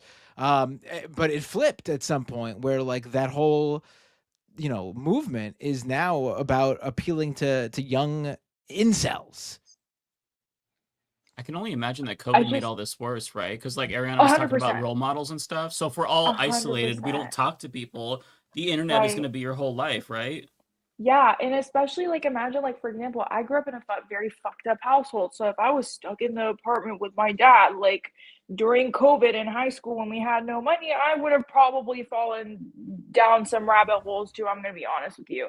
But I someone in my chat brought this up, and I just kind of want to talk about it. Did you guys see that clip of Sneeko where there were a couple of young kids who recognized him and they went up to him and they were like, "Oh my God, Sneeko, I love you, I love you. Yeah, kill the gays, kill the gays." Like I remember that. Yeah, I did a video on that. Yeah. that's the perfect example of it. That is literally like people like Sneeko, Fresh and Fit, Andrew Tate. They're peddling a bunch of crazy shit. And these young, impressionable kids who just went through COVID, who don't have good role models, who probably come from broken homes, which is fine. We can't control what home we're from. They prey on those kinds of kids. And now it's starting to show when it comes to like, you know, the vote and stuff like that. Dang. That's so scary. So, yeah. I love you all. I have to take off a little bit early. I'm going to a vigil for the Lapu Lapu Festival thing that happened in Van, but I will see you all next week. I love you all. Oh, take Bye, care. man. Take care. No, they're training up these kids to be. First of all, Ariana, you being in high school during COVID is crazy, but you know they're training up these. I wasn't. I'm just saying I could imagine myself. Oh, I was about to say that's crazy business. No. I feel tween if that was I was definitely out of college. Like, baby, you still got milk on your tongue. I was like, okay, but no, okay. But no, they're training up these kids, especially these young boys, and we see even with these young women to have this idea, those traditional, terrible, problematic, dangerous, that mindset. They want to. It takes nothing but YouTube these days, or something that's going viral these days, to literally take your child's mind. To literally start molding your and they're not even like babies. We're talking about at the age of now, choose your party. right? Choose where you're going to stand. It doesn't take them anything. Whatever is trending, and conservatives tend to trend. They're like bad takes, problematic takes tend to trend. The football players who are going to the White House tends to trend. And I will see young men be like, well, what did he do that's wrong? All he did was go, like, y'all always want to be mad about something because that's what that football player said. And they'll just repeat that and be like, I'm just, just going to play golf. Y'all be worried about politics. But it is very political. Like, your black ass going to play golf with the Nazi is crazy. It's crazy, So also, you being a part of the NFL, you had people come before you who just decided to kneel in silent protest, and Donald Trump aligned with the NFL and told them to get those sons of a bitch, that son of a bitch in line. Like, it's all connected, as you said before, Mike. It's really all connected, but these children don't want to go and do any research. They don't want to hear anything else. Whatever. It's just as simple as whatever is trending, whatever is trending from your favorite person. Right? Like, it's easy. Some of it, like, it's childish, so it's funny. Like, I think that the draw of Donald Trump, perhaps with young people, I mean, this is just conjecture, but like, he says offensive things, and when you're young, your brain isn't developed, or if you're old and underdeveloped emotionally and whatnot, it's funny. Oh, or if you're Jillian Michaels. Or if you're Jillian Michaels, like, that's their whole edgy humor. Like, oh, they said something, they pushed the boundary, so like maybe that's what it is. It's just depressing because like there's no way to really compete with that on the left. As Ariana was saying, like, who do we have? Like, the biggest figures are Hassan, Majority Report. Like, that's not a lot. Compare them to like the hundreds of huge, like, comparably sized creators, and like they're just flooding every single website. So it's like this huge storm of like fascism is washing over us, and it's happening everywhere, by the way. And then when you combine that with like the socioeconomic decline and the death of capitalism and death of the planet, like, people are looking for, like, they're looking for answers, even if it's something that seems crazy. Like, so they're gonna find these hucksters, and they're gonna think, well, they make me feel good, or they give me an explanation as to why I don't feel good. Yeah, and it sucks. I don't know what to do about it, but I kind of feel like we're cooked. We are, and I think like, the conservatives actually are they'll take the formulas that worked for just the culture, right? They'll take the formulas and use it and push it out because they have the money, they have the means, they got this type of control right now. We'll see on different networks, even places where we thought were safe at one point are now pushing out rhetoric too that seems like, oh, hold on, who you siding with? Like, oh, so you think that being a Nazi is okay? And they'll be like, we're just hearing them out, we're just, trying to see. Well, to the point, Rebecca, don't you like free speech? Did you all see the Sneeko stream? Yes. With Kanye West, where they're trying to get somebody to say "Hail Hitler" because that's like in the chorus of his new song, and the guy doesn't want to say. I don't know who any of these people are. The song sounds insane. The song is insane. So, can I just say something? I did an Instagram video about this. I don't know if you've seen it, because sometimes you see my videos, but okay, so Kanye West, Ye West, I just need to add this. So there's a news report that local media in LA did, and they were like, hey, there's this warehouse in the middle of LA, and randomly in the middle of the night, we hear neighbors here chanting and like basically marching and stuff like that. And then they found out that Kanye West owns that warehouse, and he actually put out an ad for it. And the ad said, no fat people, hooligan choir, and you have to be okay with swastikas. So I don't know what the fuck that man is up to. I really don't. But like, he's definitely doing something. I don't know if he's building an army. People are speculating it's for a music video. I don't know what the fuck kind of music video he wants to come out with. I honestly don't think he has enough patience or the ability to do something beyond just riling people up for attention. Like a I don't think stunt. I don't think he's putting together something for some sort of movement. He doesn't have the capacity to do that. The worst thing that he's doing is using his clout to push Nazism overtly. Hey, oh no, he's definitely people will build it for him. Like, he just goes, and again, there are people who, just because it's Kanye West, they will take whatever he says because they love him, because it's Kanye West, and we should continue to shield him, which is my problem within, even the Black online space. I'll see people who will be like, man, that's Ye. Y'all not really seeing what he trying to say, what he trying to do. He trying to take it back the same way we took back nigga. They trying to take back Nazi. What are you talking about? That's not for us to take back. There's nothing about that is helpful or Trying to anything. justify it in Right, such they do, bizarre and ways. they'll continue to do that. And then this, as I was telling somebody else that I was talking to the other day, like you sit there and read Kanye West's tweet, listen to his latest song about him molesting or sexually abusing his cousin, and think that this is okay. You're saying that, oh, he's just mentally unwell. Okay, I believe that he is mentally unwell, but I also believe that he's very problematic. He's dangerous. And You can two be things can both. be true. Yeah, and you could be mentally unwell and an unhinged Nazi. Absolutely. Not mutually And have a exclusive. following. What he is. And have And- influence. And have influence. And we can't sit here and be like, he just confessed. I mean, he was a child too, so there was a problem there. What was going on with them children and why they was The environment had to have been awful. It had to be crazy. But for you to admit these things and then sing about it, tweet about it, not in an apologetic way, not in the way that, hey, it was trauma. It was just like, yeah, I did that. In the most And it was- cavalier fucking way imaginable for that topic. Like, insane. excuse me? And they want to normalize this. This is what, Mm-hmm. how are we not like, this is problematic? How are we not making a bigger conversation about his environment at the time, what he did, how this is sexual abuse to whoever his cousin was at the time? Like, why they're talking about y'all not really listening to the lyrics, y'all not really understanding where he coming from.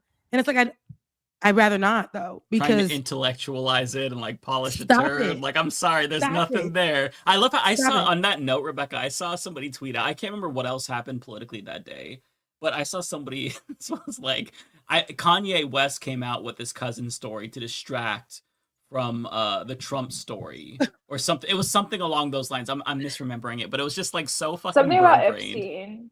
Yeah, Something about I think that's what it is, Epstein, Ariana. I Yeah. know what you're talking about. Yeah. So insane. That's They said crazy. he was trying to get ahead of it. You know what I mean? So he just Right. reclaimed If you the go off the story. messaging, then nobody's going to talk about the real story. I don't know what to do. People are so insane. And people, and here's the thing. It's not just that people are like coming out of the closet and they're saying, hey, everybody, I'm insane as fuck. They're getting more insane. Like, just side note, have you all looked at Jimmy Dore's channel lately? I have He's not. I talking can't. about planes getting sucked into vortexes. You see? He's talking about, I think weather, like Democrats Like controlling his the fucking weather, brain getting stuck in the toilet. chemtrails. Like, people are getting so much more insane, and I feel like I'm going crazy. Like, they're gonna make me insane too and suck me into it. Like, what are we that's doing? that's beautiful, because let me send Hey, y'all Alex something. Jones paved the way though. Alex Jones walked so Jimmy Dore could run. Absolutely. People getting insane. I just watched the video of Mark Lamont Hill. He's on Joe Biden's podcast. I don't know the name of the podcast right now. It's not coming to me, but he's on that podcast now. Mark Lamont Hill. And I just they're arguing, and not even that Mark is trying to argue. He's trying to really talk to this man. I don't know his name, but he's one of the podcast hosts, and he's trying to talk to him about the earth. It literally went, the earth being flat. I'm sending it in the chat. It's on Threads. And they go in, like they're going back and forth. And this man's like, I don't want to even talk about it on camera. And Mark is like, sir, this is what you're trying to say. I've actually wrote a book about this. Let me educate you. He's like, no, the earth's flat. Earth's flat. You're just trying to, you using all these words, and and it got crazy. It really got crazy. There are two clips. There's the first one and the second one underneath in the threads. But I watched that and I was so embarrassed for us as a people. as human beings, all, black, white, everybody in between, light skin, dark skin, white, because this is a normal conversation amongst the stupids. But oh my go god, ahead. To say that black people were inferior mentally inferior to white people, and they had scientists that proved it. Can I respond to that? Quote unquote proved it. Can I respond to that? The science that you're talking about, phrenology, which is the sort of early. Am I wrong?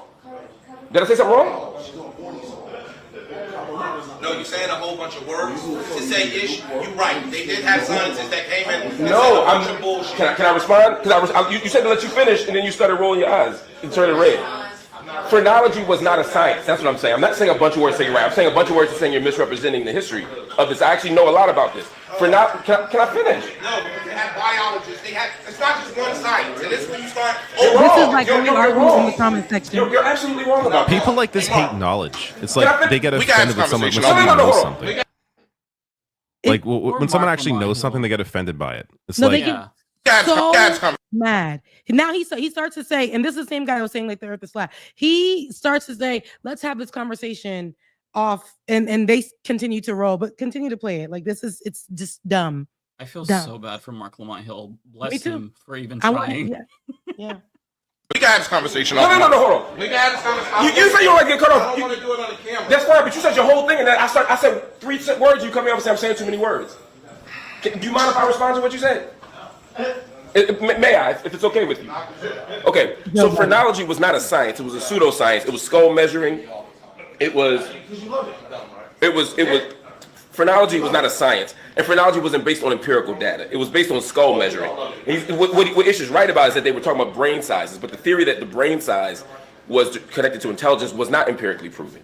It is nowhere near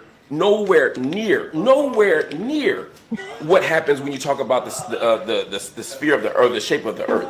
The science that black people were not intelligent based on their brain size was never proven, and the scientists who came in have been discredited, not their method, but them as scientists as such. In other words, they never did a scientific method. And the biologists that he's talking about were absolutely not involved with phrenology. That's a whole, he's talking about the Galton studies. There's about 4 or 5 other studies. Actually just finished a book on this, writing one. And there absolutely was not about skull measuring. And if you want, I can show you the data right now. Would you like to see the studies? I happen to have them right here in my pocket. You want to see them? Because I can show you. I can empirically just. you can't get through to people like that. No, That's what's you so can't. frustrating about those kind of conversations. It's just what do we do? What can we possibly do to get through to somebody who is offended that you know something? You know what I mean? This is like talking to a family member at you're at the kitchen table, and for me, especially because I come from a huge. The men can't stand that I have a vagina and I know things. They can't stand that I am the expert on this particular thing. So the minute I be like, well, actually, then they'll be like, oh my God, like here you go. You could never know. You're a woman. You could never. Then they start saying the dumbest things. This man wanted to say the earth is flat and black people wouldn't know if the earth was round because they had studies. Where they said white people are dumb and white people are smarter. Let's be for real. Let's be for real. And the fact that you have somebody who is an expert who actually studied this, who actually researched this, who wrote a book about this and just is trying to tell you, and you sending Mark Lamont's blood pressure all the way up because you just dumb. You just sitting here dumb, and then you get mad and you throw a whole tantrum as a child. You got a boot on your foot. You get to scooting over there because you want to run out the room, and then you sit down and you want to ignore him because he's really trying to educate you He on threw a this. tantrum when Mark Lamont Hill was trying to explain it to him. Did you see? He was like, "No, I don't want to see." Yeah, it's so embarrassing. And when I first How are started, they not embarrassed? Yeah, it's embarrassing. When I first started doing this work in on the first regime of Donald Trump, Ben used to tell me don't look in the comment section, but baby, I was in there like just going in on people every single day, just going in every day, just going back and forth. That's so bad for you. Yeah, it was so terrible. And at that I used to go back and forth with these people, and they don't stop. They literally will continue saying dumb stuff. And then it'll make you feel fried every single time. And then I realized you cannot combat stupid. You can't you gotta let them be dumb. Let them fall. Let them say whatever they're going to say. It is dangerous, though, because these are the people, again, that go viral and more, and like Kanye West, and people will follow them off of a bridge. But at this point, you can't save everybody. These are the people who are influencers on major podcasts like this Joe Budden podcast, and people will just follow him because they don't like that Mark Lamont is a journalist or in politics, so they wouldn't want to listen to him. They will continue to listen to the other person. Somebody told me his name is Ish. Yeah. So, but yeah, stupidity is just at an all-time high. Ignorance is at an all-time high, and just because it trends makes it right, makes it what we should follow. Everyone thinks. I think part of it too is that What was that? This was by design. Ronald Reagan literally abolished free university because he felt like everyone was becoming a communist and going against the government. So he abolished the university free tuition because he was like, way too many people are leftist and way too many people are educated. So then he only made university available to the people who could actually afford it, or the people who are willing to take out loans. And that's what fucked us all up. I think a major part of it too, and it adds to this. So I'm getting a little bit more specific on Ariana's point about education, is that media literacy is at all-time lows. And people and combine that with social media where anyone can publish anything. Like, you used to, if you wanted to read about what was going on in the world previously, you had to read from a newspaper or a magazine. And usually to create a newspaper or magazine, you needed to be a company with money to print a newspaper or magazine. And if you were going to have money, it means you were successful at being a reputable source in some ways. Now, anyone can publish anything, which is good in some ways, but there's also bad on the flip side. Whereas anyone can say anything out there. And the worst part of it is that the people who are consuming this content, they do not understand that just because you see it out there means that there's some sort of authority or truthfulness to it. People will see something on TikTok or YouTube or Twitter or Facebook, read it, and just right away, without even having a modicum of like, wait a second, this sounds fishy, let me double check this somewhere else. They'll just read it and go, this is the truth. I've read something. Why else would someone put it out there? It's true. And that's how shit spreads, and you see it all the time. You can just go on Facebook, and all the time you will come across some Facebook page with like 1 million plus followers. And in like little font on the about page of the Facebook page, it'll say like, this is a satire website. But they don't put it anywhere else. And then they'll post daily stuff that's completely out there, thinking like, oh, I know why they do it. They get the clicks and the shares, and it gets them paid whatever Google ads or monetization they have on their site. But people see that shit, and they read it, and they share it, and they think it's the truth. And it's happening millions of times every single day. And it's a huge like problem. A misinformation AI slot machine. Like Oof. I went onto Facebook, and all I saw was like, okay, fake movie posters for like Marvel movies. I don't know why. Maybe like 10, 15 years ago, I liked like a Marvel movie. I don't even know why. Like all this fake fucking bullshit. There's so much fake shit on there. It's insane. It's so I was on there once. It's like Elon Musk has bought The View. He now owns the show. Like, what is going on? And in the comment section, I've seen that one. And then the comment section under that post was ridiculous. They're like, oh, some people are like, wow, They're like, finally, oh my God. we're gonna have like, and then other people are like, oh my God, what are we gonna do? They're fighting, they're crying, they're sending these posts to their grandmothers, their aunts, everything. And I'm like, the AI, and then back when AI first came out, when we were seeing it in graphic form, where it was just like art or whatever, they would have something like 4 fingers, just 4 fingers, because I had to count how many I got, but they had like just something like 4 fingers, or like something weird about them that we knew that this was AI. All of a sudden, that stopped being a thing. Now we got full human people. They making it look so realistic, and they're saying, and it's even celebrity pages now, because that's how they make money. Right. On Facebook, celebrity pages are pushing this misinformation to get money. Like, I'm looking like, why am I seeing like Keisha Cole's page. I've seen that too, This Rebecca. story, or I mean- yeah, it's crazy. Missy Elliott's page puts this like, what is the point on Facebook though? That's how they make their money. People So need I to do what actually- Rebecca just did on the stream. She saw an AI image with a person with 4 fingers, and she didn't believe it right away. She double checked, and she did the research, and Oh, she wait a found second. out that we actually have 5 fingers. Right. That's what people need to do. No, it's not like that, but it's harder now because now they're making the AI with the 5 fingers, and they're Yeah. not putting It's it. This getting is better. AI. I've There's, seen like couple celebrates 100th wedding anniversary, and it's like Yes. 2 old people.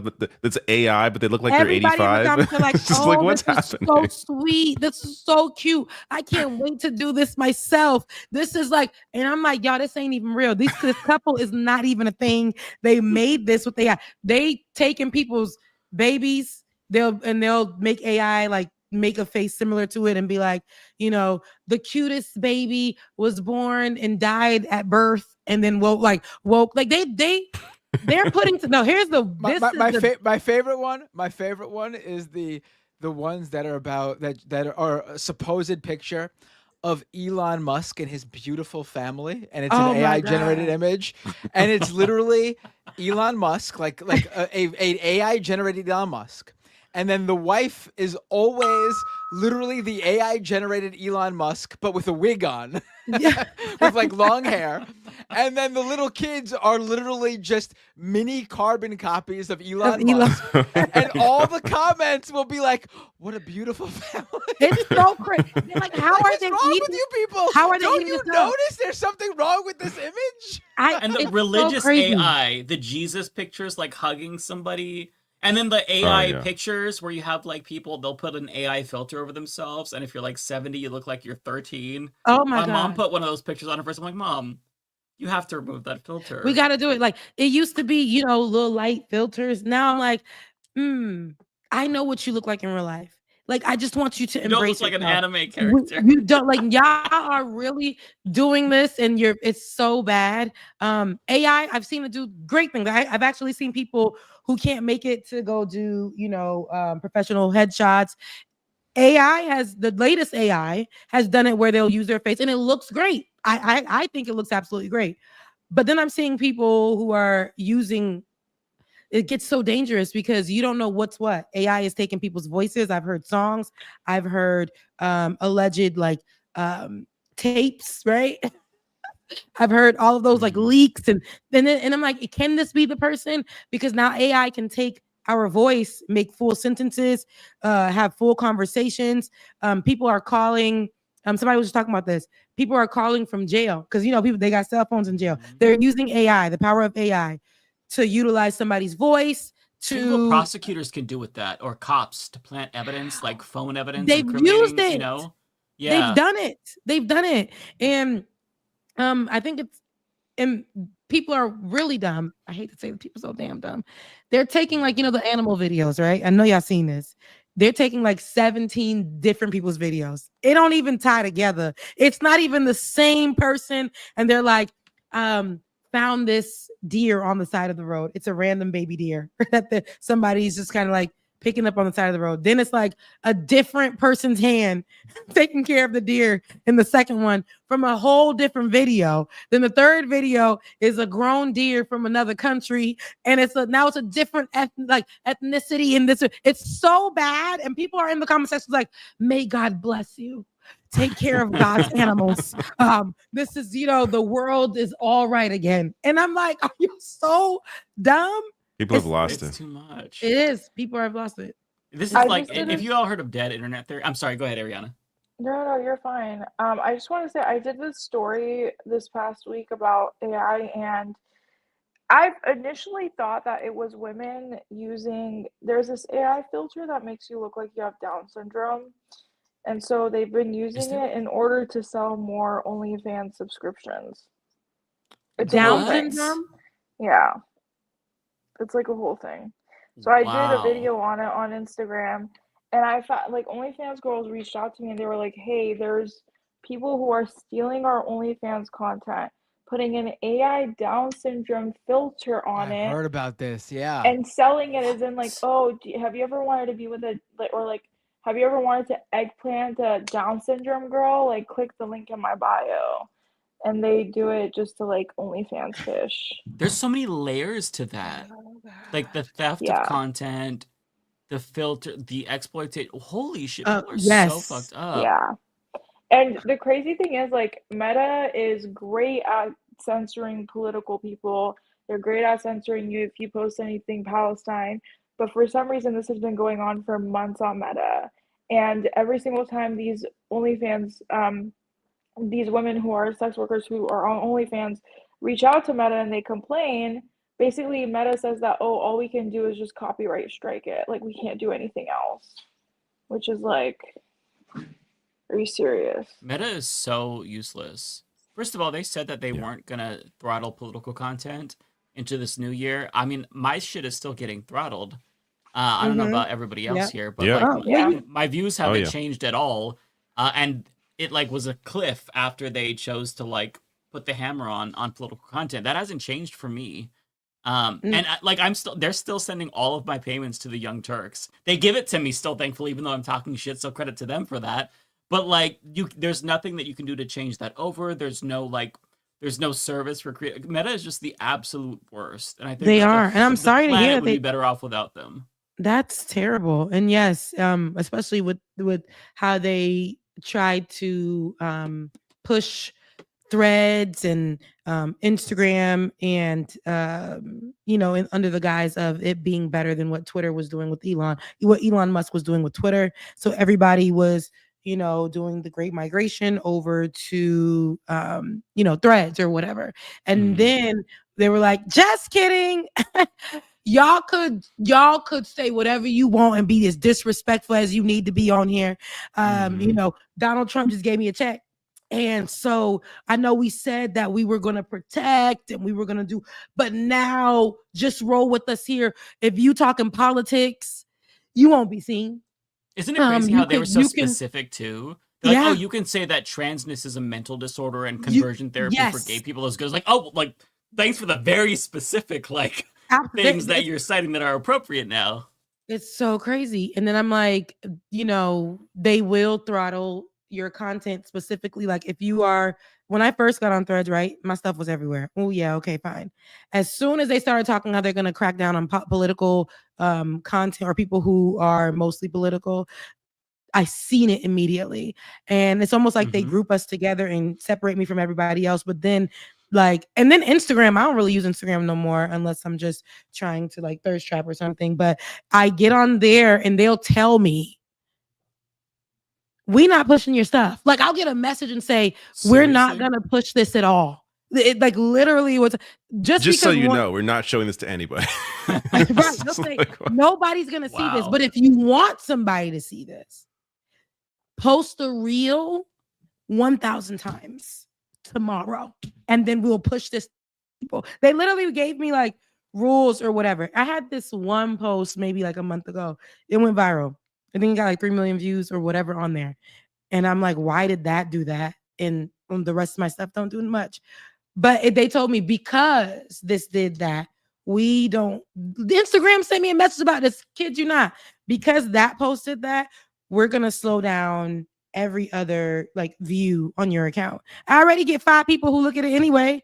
Now you just want them 5 people to go away. Like you want me to, then they offer like, if you pay for the verified check mark, then we'll push your stuff out to another 5 people. So now it's like a payment thing, like, of course, capitalistic type vibes, but they'll like be like, we want you to pay for views, or because you are in politics, even though you're posting yourself at the beach or whatever, we're not gonna send that out to even any of your followers or people who, none of that. We're not going to do that.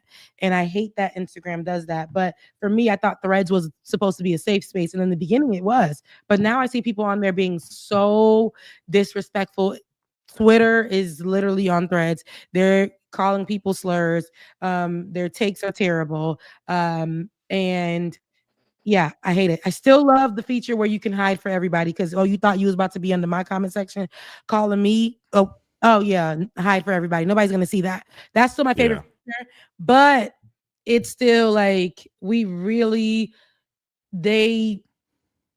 definitely did, like, we played you. They played us. People really thought it was gonna be a safe space. Nowhere on the internet. I don't trust anybody. I don't trust Elon Musk. I don't trust Zuck. I don't trust none one of them because it's a free for all. I got to jump off and celebrate the fact that the Leafs beat Ottawa and they're moving on to round 2, and it's fucking fantastic. Nice. I was watching it the whole time Congrats. while I was on here, by the way. it was a great Man, game. how'd you win, Multitasking. David. Yes, I was multitasking. You got But I'm gonna this victory. You've got the electoral victory. You got to It's celebrate a good. this weekend. Yeah, it's pretty good week. Let's hope it coming up, continues David. to round 2. But I got to read these super chats, so I'm going to do that now. Nintendo Gaming Channel says Canadians and U.S. progressives are taught critical thinking, unlike U.S. Nazi Party, aka U.S. Republican Party. U.S. Nazi Party outlawed thinking at all. Also says Nebraskans and U.S. Nazi Party, aka U.S. Republican Party, didn't care about Nebraska. Truth, they cared about racism, homophobia, and teaching of Jesus. Rach, thank you for your super chats. Rachel Atwood. Let me find you. Anna gets to be the smart one next to these clowns. Yeah, I guess she's supposed to be the liberal on the panel. Yes, I'm not sure I'm going to be able to bring myself to actually watch any of the episodes to really judge. I'll watch the clips online. Yeah. Vanguard will probably have it covered. Rolando says, my deepest appreciation to you, Lance, and all the Canadians that saw what was happening in the U.S. and rejected a conservative majority. Go Canada. Thank you for your super chat. Bay Photo. Where's says, so Pierre Poilievre coming back is pretty much a given. I wouldn't say it's a given, but right now they seem to be defending the fact that he's still calling him the leader, and some of them are arguing that he should stay on. There hasn't been a fight yet internally about what should happen. I will say, if they were to try and pick a new leader, there'd probably be a split in the Conservative Party, because he's sort of been able to bring together the far right and just the normal conservatives in the party. So I imagine he'll stay on, and they'll try to give him a handout of a seat. Pix says 2 ridings were won by less than 40 votes. Yeah, there were some close ridings. That's why it's important to go out and vote. Tig says, thank you for your super chat. Very generous, $20. Says, what games are you playing right now, David? Anything you'd recommend? I am playing Claire Obscure Expedition 33. It is fantastic, awesome, turn-based RPG from France. Actually, it's their first game, and it's amazing that it's their first game. At least as a studio. I will say that, no spoilers, but I feel like it's like halfway through the game. There's a character that looks like me. If you're there, let me know if you think that too. I saw the guy. I'm like, this guy looks oddly like me. I'll look out. What's the name of the game again? Halfway yet. Claire Obscure Expedition 33. It's so good. There's a character that looks like you. Yeah, but you may not see much of that character online, because it's a bit in the game and maybe a bit of a spoiler. But Jacqueline, when I find you, I will read the super chat. Jacqueline Leach, thank you for your super chat. Conservative panelists on CBC today berated the NDP for wanting to take the party further left. LOL. That means as far left as we can go. Let's lead with Naomi Klein and Avi Lewis and run the ball. I agree. Avi Lewis would be a fantastic leader of the party if he can win a seat. That'd be solid. A few more left. Pix says, how has the reaction been? How has the reaction been? Like, has there been a call out to Trump in terms of a specific has the rhetoric been like, look what Trump did? Like he has that been the story in Canada? Like in terms of why people voted? Yeah, like how whatever his name is, he lost. Pierre Poilievre? Yeah. Well, yeah, the reaction to him has been, there's been connections to him. Like Elon Musk was retweeting his videos as late as December. I'm sure he was told to stop. But right, yeah. there was always that connection between him and we call it Maple MAGA up here, because it's essentially, there's an element of the Conservative Party that is Maple MAGA. Maple So nut, yeah, I like there's that. definitely a clear rejection of that. Pix, if Earth was flat, cats would knock everything off. what a unique opinion. Kowalski, thank you for your super chat. Says a current meme is whether or not 100 average people could defeat a gorilla in hand-to-hand combat. Obviously, the humans win, but I want to know, could one gorilla beat the U.S. Senate bare hands? Discuss. I've been seeing some of these. I didn't read into that meme because I'm just like, this sounds real dumb. But yes, I do think a gorilla could beat the U.S. Senate. I don't think it'd be too hard. I think that a gorilla could beat 100 people as well. The real question is, can one man beat 100 duck-sized gorillas? That's something to ponder. One will never know unless you use that simulation. That This apparently is how can we show know you Trump has fried our brains. Because, like, how is this even Right? Our brains are so rotted. Last two, Literally. Motivation Factory. Thank you for your super chat. Says great coverage on the election, David. Any thoughts on the Alberta separation movement? It's so fucking stupid. Like even Jason Kenney, who is a pretty far right premier of Alberta, he's come out against that. So there's always going to be extreme elements of anybody. I would be surprised if they found enough of those people to actually try and get it done. It's also, I mean, I was listening to a discussion about this on CBC. The reality is, if they try to do that, the land actually belongs to Indigenous people, so they'd have to try and get the land back from Indigenous people if you take it out of Canada. I just don't think there's any realistic chance of this happening. Chris, last one here, says Trump truly believed those letters were on his fist. He's a doddering old man. We didn't even get to that. And he's being lied to by his cabinet, but he's happy to be. He's going to get worse in the next 3.5 years. Yeah, you guys can go and discuss that. One last thing I want to mention. I'm on Crystal and Kyle and Friends this weekend. I was just on the show discussing Canada. So go check that out on there. Yeah. I think it's on Substack. I think they put part of it on YouTube as well. But right on. All right. Thank you all for this Enjoy your night, discussion. David. Assuming the Leafs don't play a game next Thursday, I'll be here. See how things go. It's playoffs. I can't, very few things give me joy in life. So when it comes by, you should always go and find that the joy where you can find it. Absolutely. You have to. Yep. See ya. Bye. Take care, David. All right. Who wants to go next? I can pull them up on the screen. Me. Get me out of here. Okay. Okay, name the first one, and once I pull that one up, I should be able to follow. Let me see. Along. Hold on. Like I said, every time I do this, I feel like a boomer because Ariana taught me this. Going to the filters. Right. Here we go. The first one is Alessandra Silva Ruiz. Let me see. Here we go. There you go. Okay, hear me out. Thank you, Alessandra. Thank you. Okay, hear me out. Leftist version of that talk show, whatever talk show. I seen the clip too, with Anna Kasparian and the other workout lady, of that talk show, but hosted by Ariana, Rebecca, Francesca, and Emma. I'd watch that. That sounds great. But yeah, throw in Olay to make it even better. I go on it. Yeah, definitely. The only problem is that no one wants to fund leftists making shows. So no, nobody. Yeah. But did you see the views on the one that they did though? You think because these people are platformed, YouTube don't play that. They're like, yeah, okay, and it's like I think when I went on there when Olay sent it to me, I think it was like I went on there like an hour ago. And it was like 2 hours ago, and it's like 200 views on it. And I'm saying that on my little channel, and those people have a huge platform each. Yeah, and they're also part of a parent company too. You can't even convert your people to come and watch your stuff. They don't believe you. It's just oversaturated. Like the whole market, there's so many of this. Oh, I used to be a lefty, now I'm a conservative, or I'm dabbling with conservatism.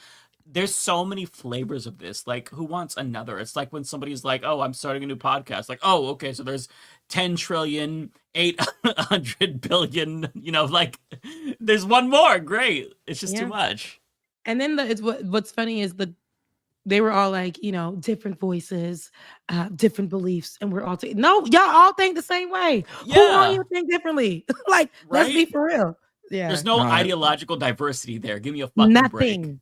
Y'all all the same. We disagree here and there, but we all know that the woke left is ruining Western society. And just shut the fuck up. I don't want to hear that shit again. Please. All right. Tigwick is next. Thank you so much. I really, really, really appreciate that. Upgraded the mic. Yeah. Once YouTube sends y'all money and it don't come until a month later. Just need y'all to know that. Once they send the coin, I'll get the mic. But thank you, Tigwick. Love you, mean it. Zeitwise. I hope that's what I'm saying for the next one. Zeitwise. Thank you so much for your super sticker. I really appreciate it. Columbrican.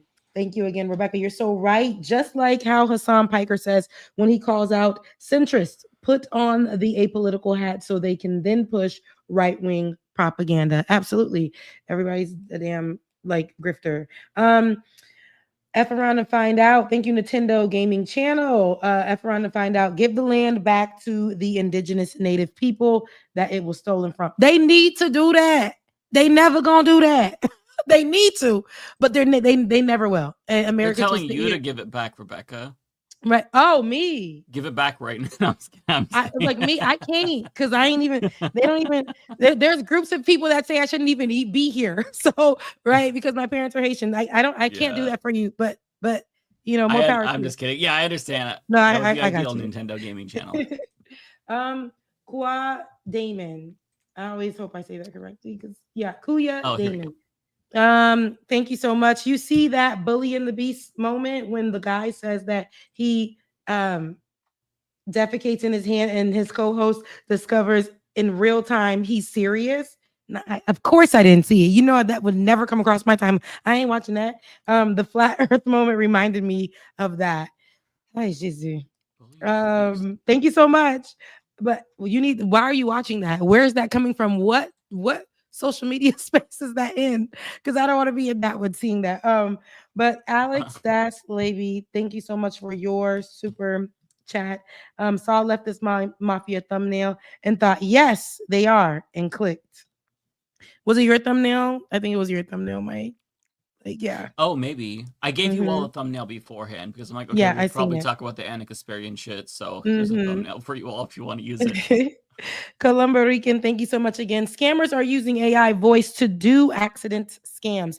They are, and they're getting old people like crazy. Before it was just the text messages. Yeah, and now we're getting, you guys are probably getting them too. Tolls.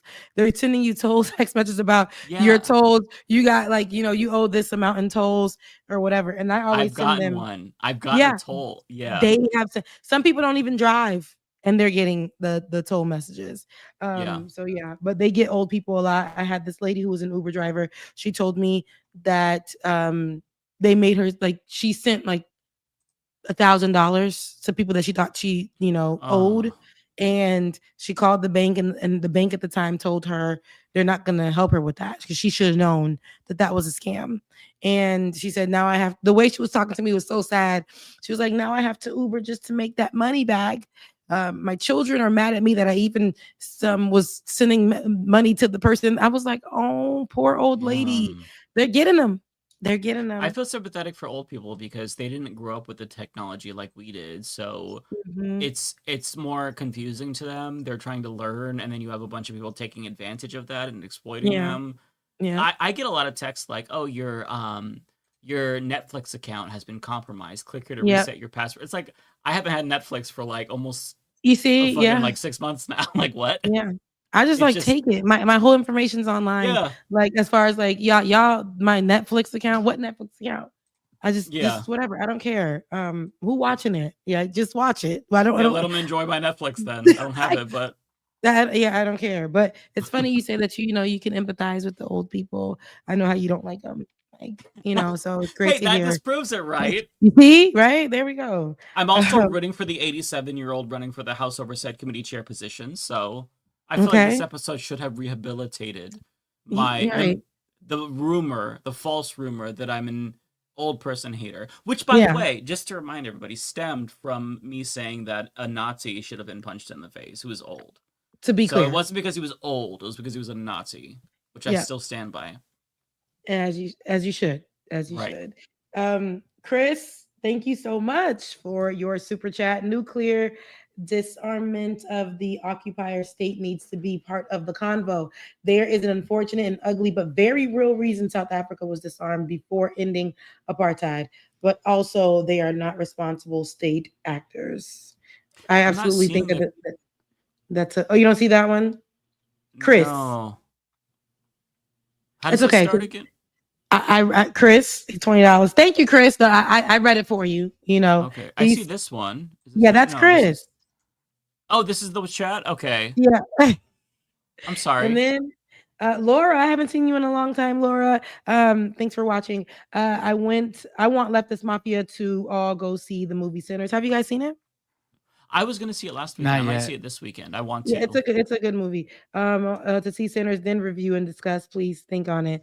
I don't know. I hate this. I don't know. I'm not big. I tried it before to like review movies, but we don't all be having the same takes. And I'd be like, you should think about it like I do. You know, real definitely It controlling. would ruin But movies for me if I had to review them, I think. yeah, it would. And everybody's experience is different. But I will say, I definitely go check it out. It's great. I went by myself to see it, and I'm not into like thrillers or because I'm just scaredy cat, right? So I was in the movie theater and I was scared. It wasn't even a scary Aw. movie, but I was scared and I left, and then I was scared of white people after the fact. But you should watch it.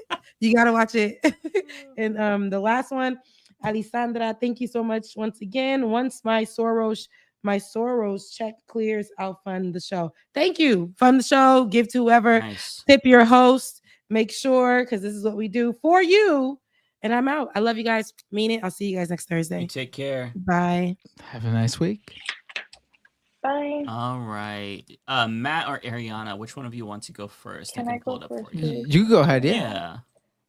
Okay, I think this Okay, one is your first one, cool. right? Let me go. I have to go through my text. Okay.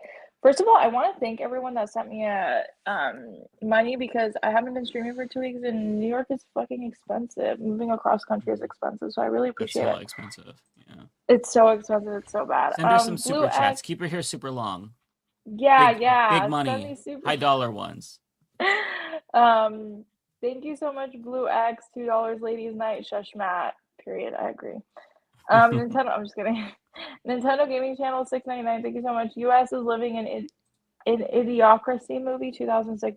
Progressive American and non-Nazis are living that now movie. The is in fact. Yeah, I agree. Yes. Sorry, the typo got me. But yes, you're right. You're right. I totally agree with you. It's really, really, really bad. Thank you for the $7 though. Bay Photo, San Francisco really is a quirky mix of culture, art, drugs, feces, and tech bros. You're either struggling or wealthy enough to buy an entire block. So I don't know. I'm going to make this quick, but I don't know if you guys know this. There's a new report that came out that said that San Francisco has the most densely populated rich people. I believe it was either in the world or the nation, with 300,000 millionaires that live in San Francisco. 300,000 millionaires? Yeah. Oh my god. So I had to get the fuck out of there. Wow. Yeah, it's bad. Zateways, thank you so much for the €6. I appreciate it. Ariana, love your videos and commentary. I hope you are enjoying NY. I know you moved. Definitely live stream with Binder at some point. We will definitely live stream Binder. I will message you. I'm getting all of my stuff in shipment tomorrow. So by next stream, I'm definitely going to be up and running the YouTube videos. Like everything's going to be going again. Sorry guys, I had to take a bit of a hiatus, but Oh, you I will still be haven't back gotten your and stuff. running. So you haven't even Unforgivable. unpacked yet. Unforgivable. Oh man. Oh god. That's such a nightmare. Thinking of moving is like It's so giving bad. me PTSD about it. That's just Not just moving across the country. Yeah, that's It's so much bad. work. I was very blessed because my friend's room opened up and it's a fucking phenomenal. It's like an unheard apartment. Like I get my own bathroom, I get my own room. You know, really? we have a dishwasher. It's like a really big apartment. Everything's remodeled. Like I got very lucky, but yeah, it's been expensive. So I still don't even have my stuff. I've been wearing the same 3 clothes for a week now, so I'm excited to have all my stuff. That's rough. I know. I'll be okay though. It's fine. Matt and I will make up for it in our live stream together at Subway eating tuna sandwiches. I'm just kidding. Miles Strickler, thank you so much for the $50. Oh my God, thank you so much. Damn. Much love from Pennsylvania. Thank you. Okay, big baller Miles. Thank you so much. I appreciate it. Thank you. It's a very sweet donation. Thank you so much. Tickwick, thank you so much for the $20. I feel like I haven't watched one of your videos in a while, so here's the missing ad money. I really appreciate it. Videos will be starting to go out soon, I promise. Looney Tunes, now that you're living in NYC, you must give Binder grief about his New York Mets. Thank you so much for the $5. Do you not like the Mets or something? What's going on? Oh no, the Mets are doing great right now, but the past 2 days they haven't. But they're one of the best teams in the league right now. Maybe you could do that thing that guys do where they don't wash their shirt until they win or something like that. I know a lot Oh, of men what like makes to you do think that. I wash my shirts regularly anyway? Hey, I hate doing laundry, so Sam, oh, thank you so much for the $2. I really appreciate it. Just support and ask me movie watch last year. I'm not a huge movie girl, but I love TV shows. I love the art of acting. Just in general, I just love watching actors. I think this past year, The Pit was a really good show, and I think Adolescence was a phenomenal show. Those are my two top favorite shows from the past year. And I gotta watch it. Which one? Adolescence. So Adolescence it's depressing. There's 4 episodes, but basically it's every episode is shot in one take. Oh, I heard about this one. Yeah. So the camera is following each actor around consistently for an hour, so they can't mess up or else they have to start over. So a lot of it is also improv. Like they know what they have to do, but some of it is improv too because you can't memorize all of that and do it at one take. So as far like if you love watching acting and you love the act of like the art of acting, but you also are into politics and you want to learn about red pill and how that hurts communities, it's a phenomenal show. It's just very heavy though. Chris, thank you so much for becoming a member of Nintendo Gaming Channel. Thank you so much for the $3. Should IRL ban Asian due to criminal streamers? I don't know what that is. Did you guys hear about that streamer that got like 20 years in Philippines or something like that? Was it in the Philippines? Is it Johnny Somalia? Yeah. No, not Johnny Somali. No, I know who you're talking about. No, it's not Johnny Somali. I forgot his name. Hold on, I'm looking him up. There was a different streamer. Vitaly. Oh, Vitaly. Yeah. Yeah, I mean, he just goes to people's countries and acts like an idiot. There's that other streamer who has like a bodyguard that like walks into people and like, you know, puffs his chest out. I saw that he got robbed and he was pissed off at his bodyguards. Oh, love to see that. Yeah, he got 20 years. Chris, That's thank you so much funny. for the $20. I know it's so I was like, damn, finally, Fafo.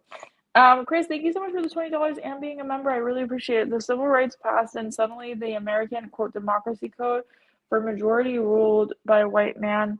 Men started cementing swimming pools, i.e. eliminating free college, lessening labor power, and destroying the social safety net. Yeah, you can thank Ronald Reagan for a lot of that too. But thank you so much for the $20. I appreciate it. Invalid SY Naps, thank you so much for the $5. I really appreciate it. And that was a cute little thing you put there. I like it. Colombian Rican, thank you so much for the $2. The Mets have a new fan. Mets is the best. Let's go. All right, you and Matt can talk over that in one of his favorite NYC restaurants. Viva Cata Tumbo, thank you so much for the $5. I appreciate it. All right, guys, thank you so much. I love you. And my videos are going to start coming up again next week. I promise, long form videos. Also, Nice. Ethan and Hassan are going to be debating live stream tomorrow. So, Right. I might not be able to yeah. watch it live. yeah. I can catch some of it. I gotta go to the dentist. So, whole this day. was after their whole Sam Cedar shtick. So, or the Sam Cedar thing that happened with Ethan. I watched that So on my the stream Sam last Cedar night. debate did not go very well for him. It just goes to show you that like there's a difference between people who are principled and know what they're talking about and people who are just like crashing out because of grievances and inability to accept that like their audience turned on them because they pivoted. That was Yeah, great because to Sam watch. Cedar is Jewish too. So Sam Yeah, Taylor was and he like, "What doesn't the have fuck like are a you hate saying?" boner for Hassan. Like, so it's just Yeah. He was like, that "Dude, was what are you really saying?" that was great. Yeah, I really like that debate. I need to react about it on my stream, but I'm just letting you guys know that Hassan ends. That's gonna happen. But I All love you guys right. so much. Have a great You take night. Thanks for care. Have a having good me. week. Thanks. Bye. Peace. All right. Did you want to go first? Or do you want me to go first? You can go ahead. Okay. Okay. All right. Let me get situated here. So, first of all, thank you so much to the very generous John Lithium for another 5 gifted memberships. So kind, John. Thank you so much. The next one here is from Nintendo Gaming Channel. Might be further down here. Let me see.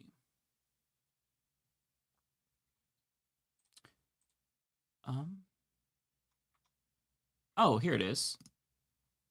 Okay, Nintendo Gaming Channel. So, U.S. Nazi Party, aka the Republican Party, elected Nazi dictator Orange Man Hitler, who filed for bankruptcy 6 times, thought themselves get rich. Yeah. They think he is an expert businessman. He bankrupted a casino, though. So, make it make sense, right? Zeitwise says it helps out big time in the Al Gore rhythm. I see what you did there, like that. ABS says, "What a coincidence! I emailed David, giving him your email and recommended he did an interview with you. That's awesome. Thank you. That's a good idea. I should reach out because I think that if he's actually willing to take some constructive criticism, I think I can help him. I don't know though. I have no idea if he's open to what I have to say because I understand that I come off as a little bit more radical, and I think he's probably a little bit more. He fashions himself as somebody that's more pragmatic. We'll see though. I'd like to talk to him for sure. Who are you talking about again? David Hogg. Oh, right. Yeah. Regionia, excuse me, says, my first ever super chat. Thank you. That's so cool. Think this is going to Mike. I'm on his, but why didn't Lance or David go on Status Coup Tuesday to help out on Canadian politics? I'd imagine that they were both already streaming themselves and were probably already on multiple shows. I can't tell you though, honestly. But thank you for the first time super chat. Probably weren't asked. Who knows? Yeah, I have no idea, honestly. Unknown says you should have No Justice on She's Great. I don't think I've heard of No Justice, but I'll have to look into No her. Justice on what? What are they on YouTube or Twitch or?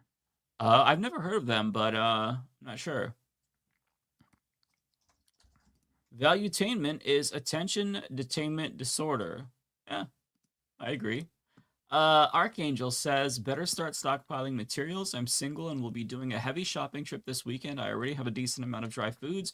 Everyone needs to start backing up shit they need. Yeah, maybe at least pick up some extra toilet paper because we know that was the first to go during COVID. Maybe some canned foods. You can't go Are we wrong gonna with that.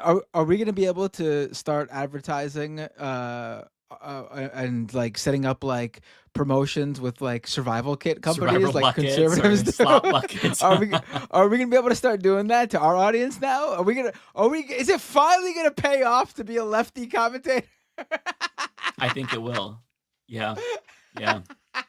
We can start like a protein puck company for like, the apocalypse where you get all your nutrition, all your calories with one protein puck per day, super cheap. You buy 500 of them for the low price of $5,000. You could do payments, finance it. Might be. Tariffs got you down? Are you worried about the new Trump order? Well, buy your Binder bucket today. Make sure you get everything. That's good. That comes with Figueredo food.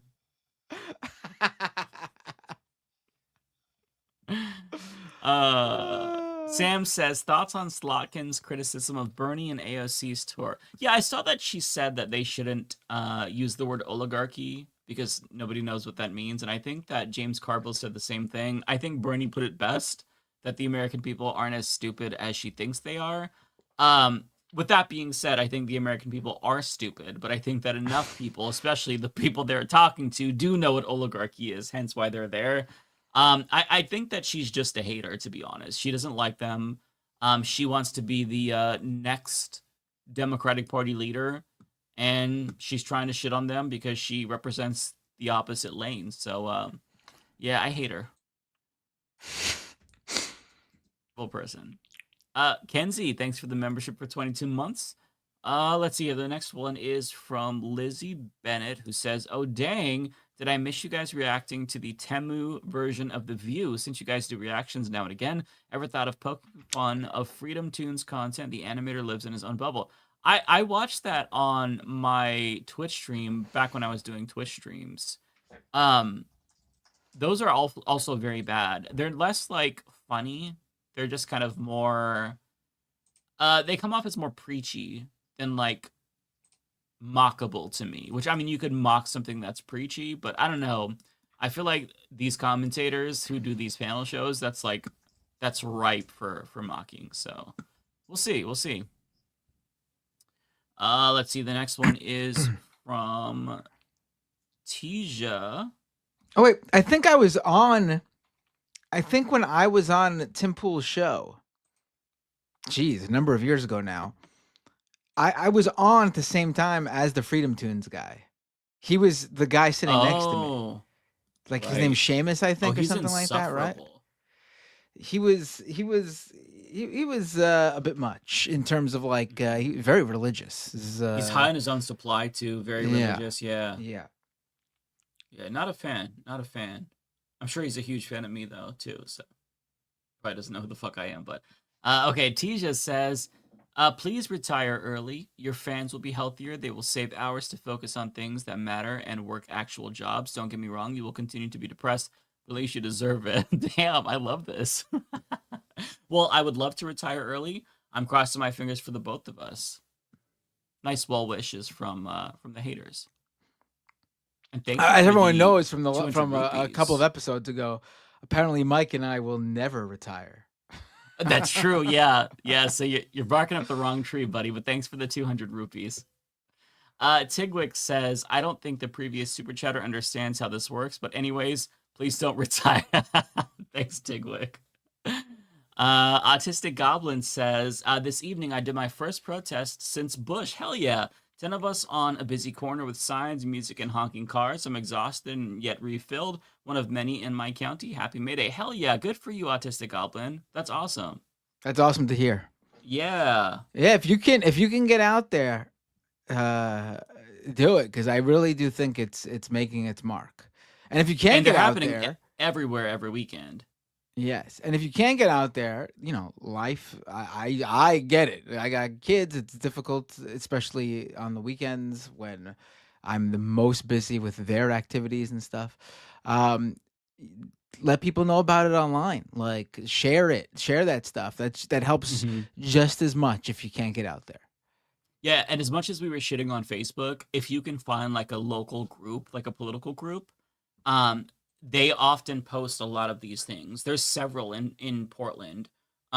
So like just from my own personal experience, maybe if you have a Facebook still, look and see if they're doing something in your area, because that's a Facebook groups is the last reason to go on that site.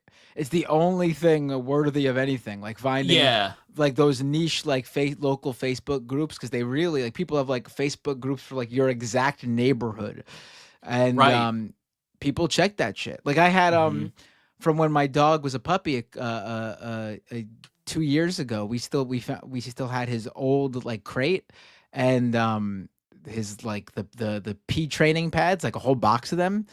And I felt so bad to just toss that shit because we didn't need it anymore. We needed the space. So I just quickly posted a thing on our local, like my local Facebook group, like, and someone who fosters dogs picked it up within the hour. It was crazy. Nice. And it felt good to do that and not just toss it down in the garbage, to actually have that go to help other animals and that are up for adoption. Yeah, no, absolutely. Check those groups. Okay, so Cyborg says, "Today Anna Kasparian said she thought Jimmy Dore would be a good advisor to a president on foreign policy about 24 minutes into the TYT live show." Did she? Well, I'll reserve judgment for until I see the clip. But I mean, look, at the rate she's going, I think that I wouldn't be surprised, let's just say, if she did a reunion with Dave Rubin. I'd actually want to see that. I think it would be funny. Looney Tunes says, sorry, David, but my Lance money is going to Mike. Well, hey, I appreciate that. David's not even here. David's not here, nope. Let's see here. Can I just point out that here Mike and I are like we are week after week, going through, giving you all the time with the super chats, addressing all of your questions, comments, and concerns. Whereas I'm not saying it's wrong that the others leave early. I'm not saying that. But sometimes they're just like, I gotta get out of here. We're never like that. Mike and I are happy to spend the time with you. Do what you want with those with that information. But I'm just letting you guys just pointing it out to you guys. Blue Dream Gaming says, if I could spend every day just smoking cannabis and gaming, I would. But alas, capitalism demands more of us serfs. Love the show. You are awesome. Exactly. I'm not saying that like I wouldn't want to work. I think that like there's value in working and being productive. You don't want to just become like, a sloth and stay home every single day. But I think that like the balance is just so out of whack. Like we should spend most of our time enjoying life and trying to like be happy instead of, grinding away at your 9 to 5. I think that we have to adjust that. Oh, I definitely want to be a sloth. Don't take that from me. I mean, some days, right? It just, the work-life balance, it's not healthy, so. No, I mean, honestly, if you enjoy what you do, and I think everyone on this show, in terms of this stuff, like yeah. Some of us have jobs outside of this stuff. I think we enjoy it. I mean, at least I do. Yeah. Maybe David doesn't actually. Sometimes it doesn't seem like David.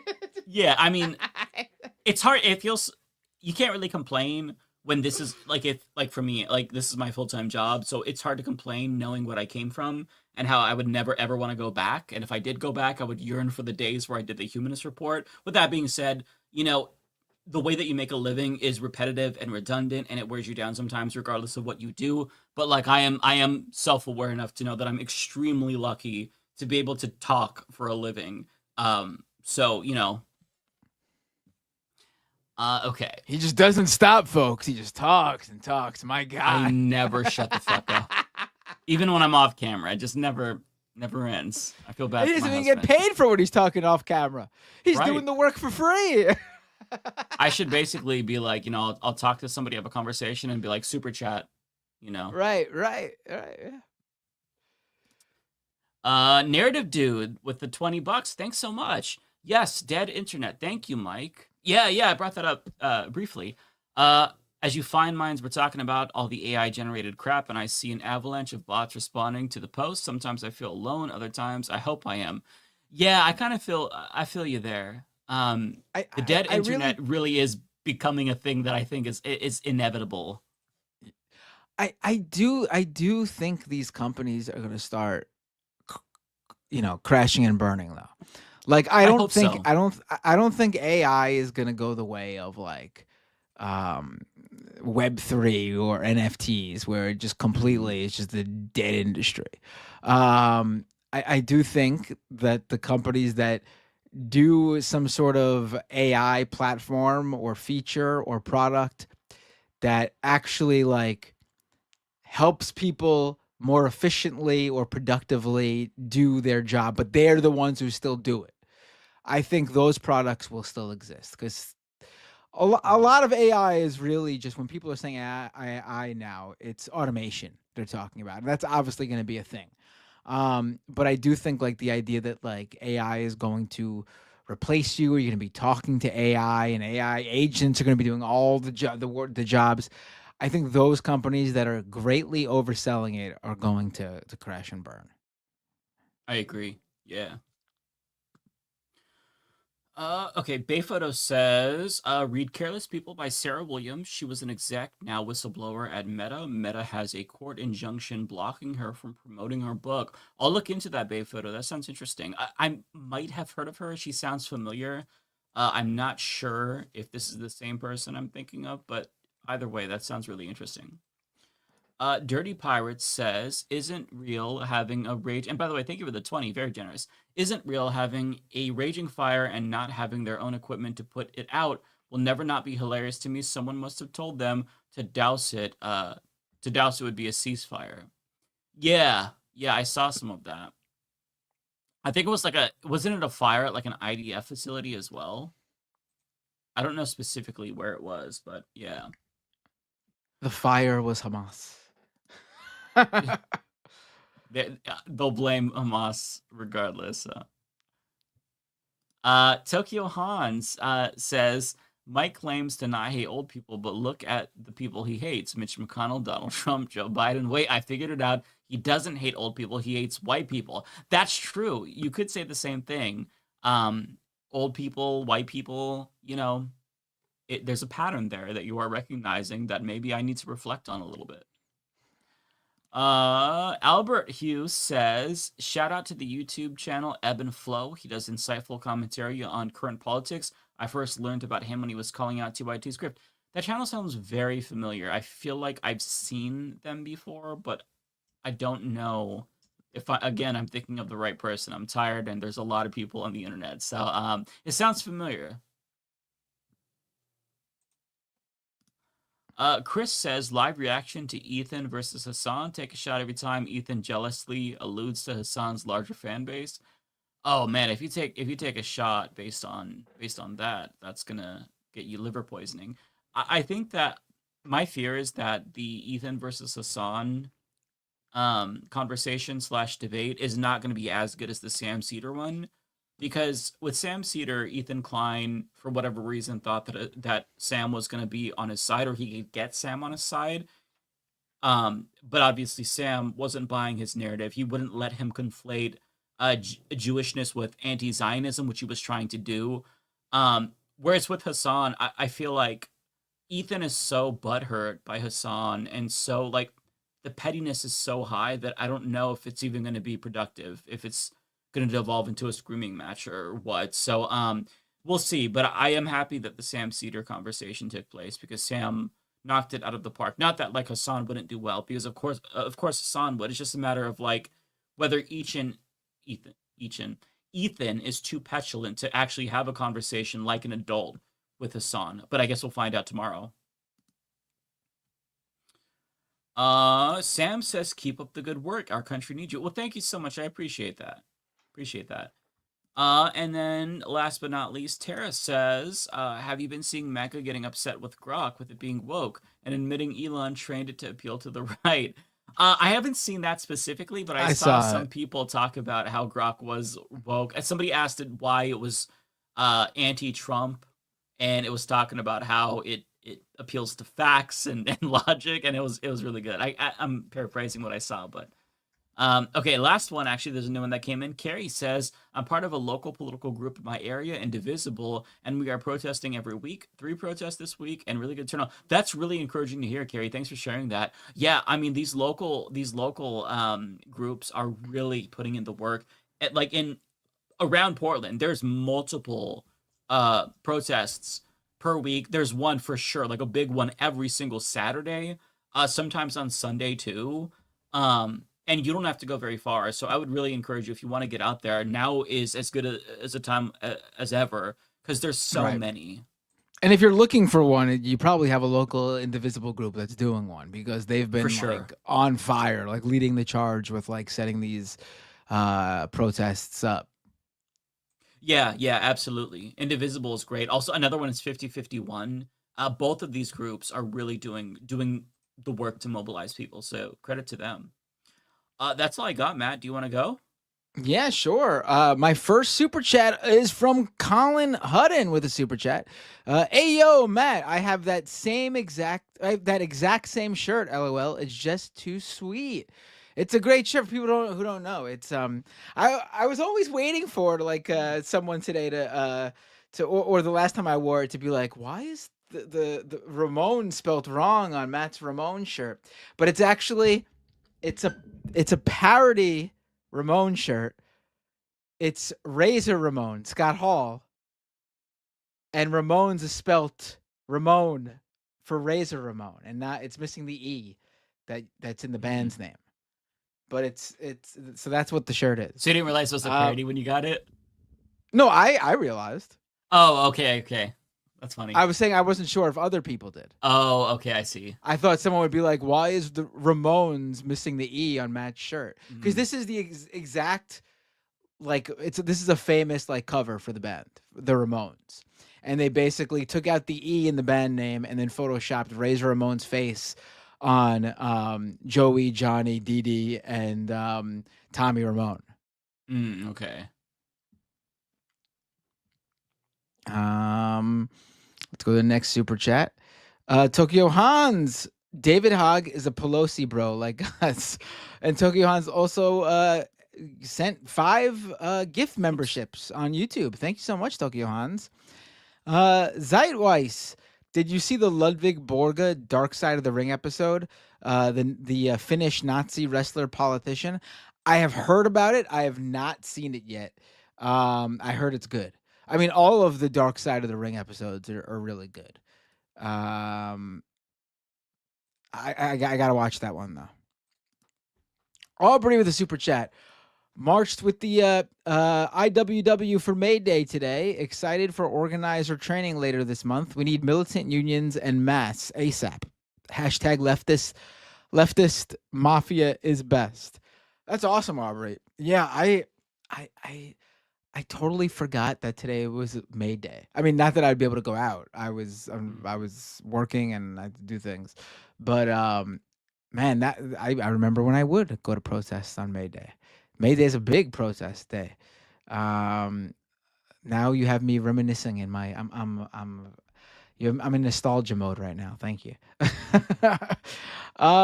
Chris, aka Cult of Personality Birch. Binder, I have called in and had you tell me stories about Mike. To think they co-hosted together is a disgrace to his legacy. The Vanguard called it. Oh, you're talking about Michael Brooks. Oh, and this seems to be, you're talking about Anna Kasparian. Yeah, Michael Brooks and Anna Kasparian, for a very short time, only a handful of weekends, they co-hosted a show together. Michael was friends with the publisher of Jacobin magazine, and he had sold them on the idea, and it's a great idea for specifically for Michael to do this, to do a weekly Saturday show on their social channels, and Anna Kasparian was Michael's co-host on the show. For those who didn't know, it was short-lived. Unfortunately, because Michael passed away.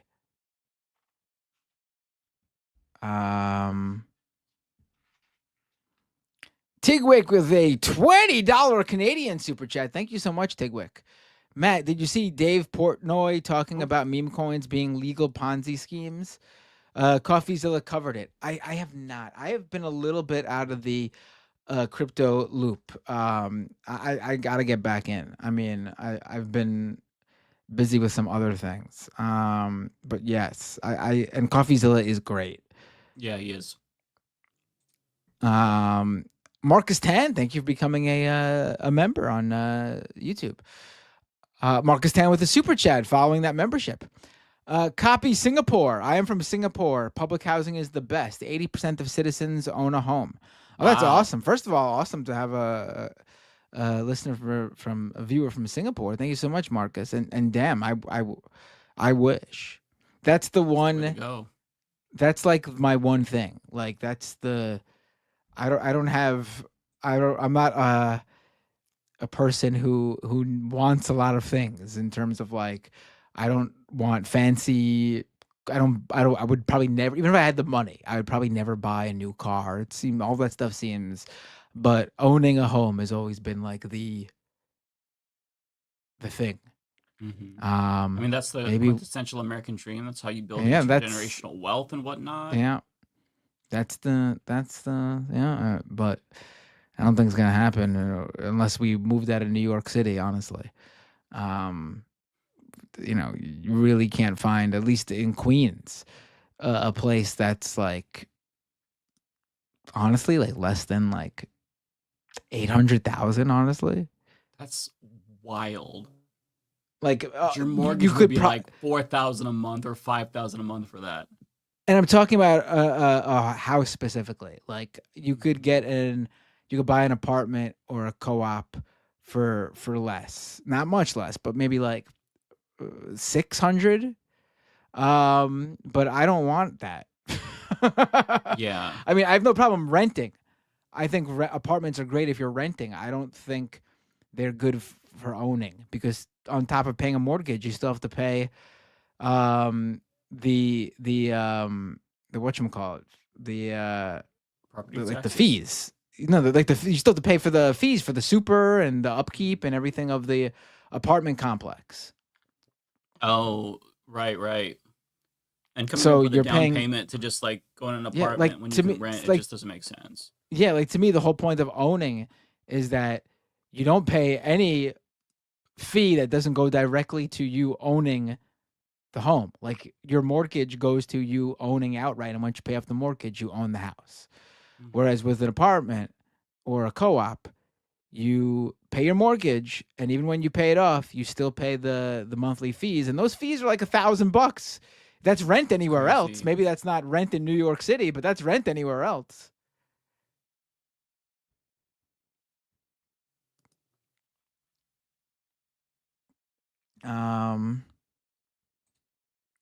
Annie Fitzgerald with a $10 super chat. A Binder majority report chat came through for me again this morning. In about 30 minutes of my call, 33 people donated and I exceeded my goal. Thank you to everyone who donated to help me cover my new wheelchair.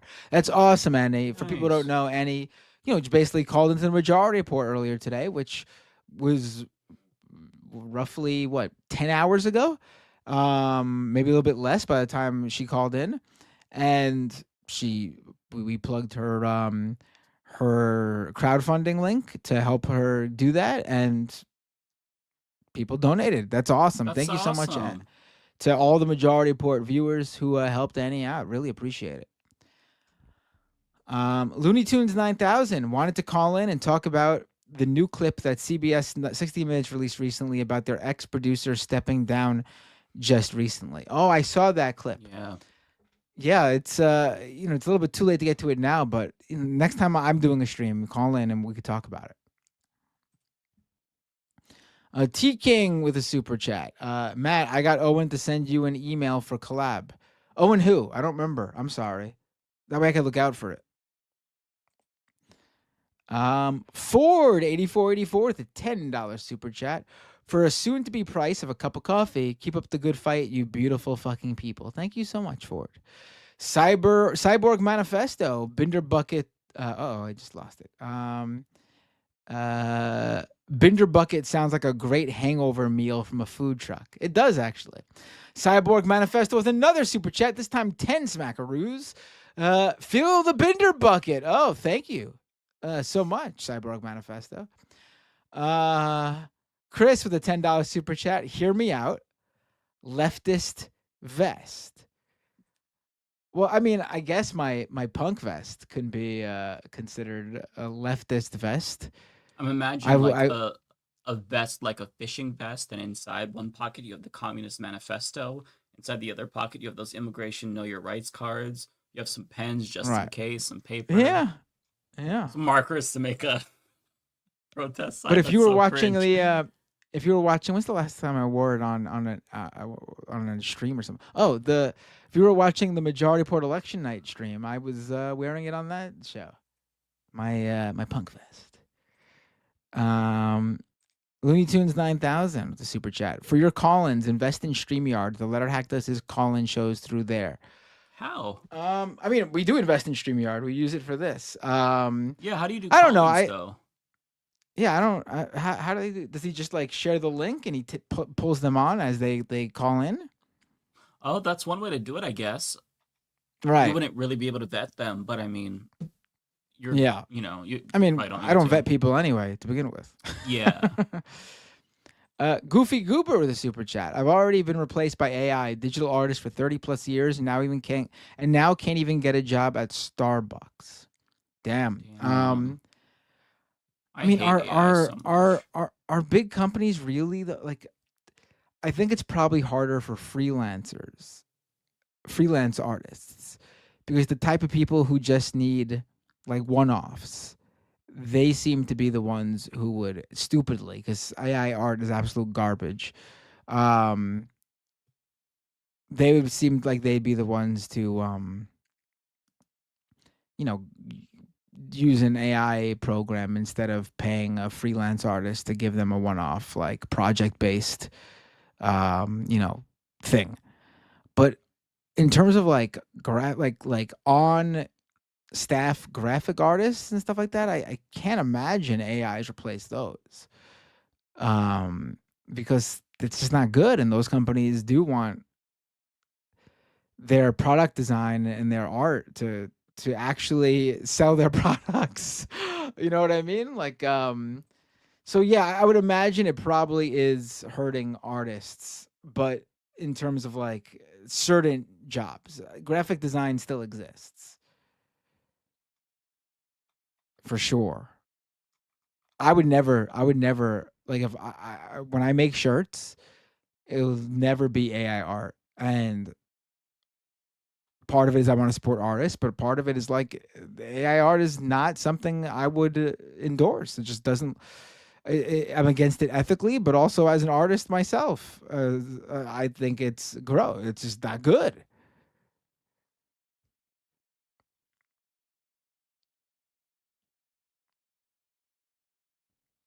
Benjamin, this isn't a super chat, but Benjamin said there has been news of teams replacing arts with AI prompters, but they usually have to rehire them shortly after.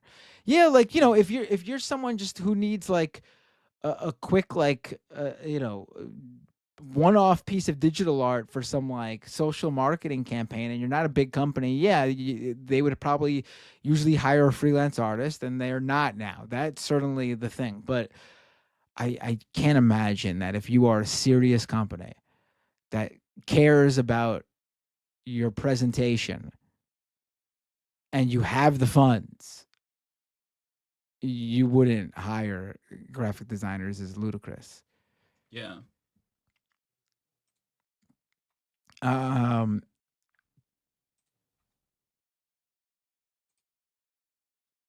Tokyo Han says, buy the Binder bucket with your Binder coin. Recruit 5 friends to invest in your Binder buckets and become your own boss. The Binder MLM. The Matt level marketing scheme, the MLM. Wait, should we go multi-level Matt? That's the multi-level Matt scheme, MLM. MLM, multi-level or multi-Matt Mike level mark. Right. Dual one. The Matt level Mike scheme.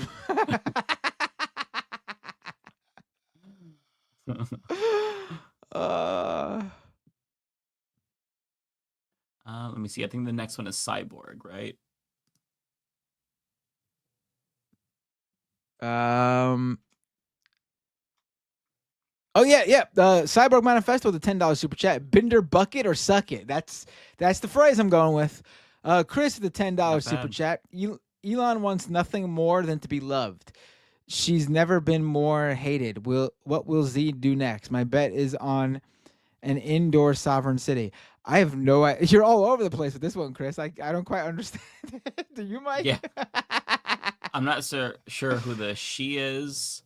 Is the Xi referring to Xi Jinping? Yeah. I'm not really sure. Right. T King with a super chat. Owen Morgan, Telltale, cult expert, atheist, leftist. Oh, now okay. I remember. Yeah, that name, they brought his name up before. Jerry Martinez with a super chat. Thoughts on Pritzker? Majority reports seem to give him the benefit of the doubt, but I can't get behind him because we can't fight oligarchy with a billionaire. I mean, it's hard to bring up this conversation without pointing out that FDR was very successful at being a class trader.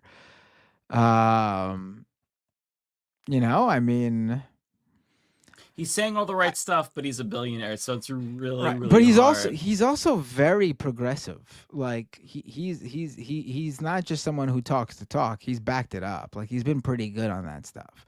What I want him to do is I want him to put more of his money literally where his mouth is. He talks the talk, he walks the walk, but he's got funds, and I don't think he's spending as much as he can to fund organizations, campaigns, politicians, campaigning.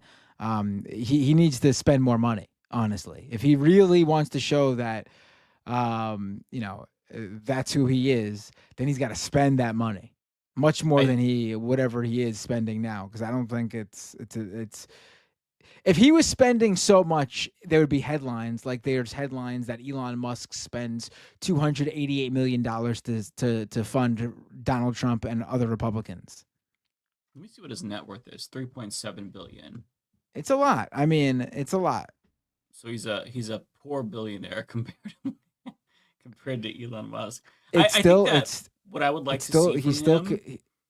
he still can he still can he still can put he that can't money spend that somewhere. in 2 lifetimes if he was lucky enough to live that long. What I would like to see, what would help me to warm up to ever even considering voting for a billionaire, is if he was like, I'm going to be the billionaire that abolishes billionaires. I'm going to make sure that my kind goes extinct. We're going to have a wealth tax. We're going to have a 99.99% tax after $999 million. If he did something like that and was very adamant about getting billionaire influence out of politics, saying like, look, I see how if he does like a basically reverse Trump. Well, Trump did this to great effect in the GOP primary back in 2015. If he says like, I see how the sausage is made, we've got to stop this, give the people the power back. If he did something like that and really leaned into FDR, I'd say awesome. But right now, sounding like Bernie Sanders alone isn't sufficient. I think that there's going to be people in the establishment that co-opt that progressive rhetoric because they know that that's where the energy is with the party. And coming off of 4 years of Donald Trump, assuming we still have free and fair elections, that's probably going to be where the base gravitates to, unless they try to successfully shove somebody like Pete Buttigieg down our throats or Gretchen Whitmer. So he's picking a lane. Oh, Gretchen Whitmer's purposefully. done. She's blown it. She's done. She better be done because she's terrible. She's never unbelievable. All she had to do was not hang out with Donald Trump, and she just can't seem to stop hanging out with Donald Trump. It's so fucking bizarre. She was definitely it a makes no contender, sense. someone considered a front runner. It's insane. I can't understand why she's doing what she did. But terrible political instincts. Even once she was caught there, the picture of her holding the folder up in front of her face, I mean, So weird. embarrassing. Like, she's done. And Gavin Newsom's done too. Done.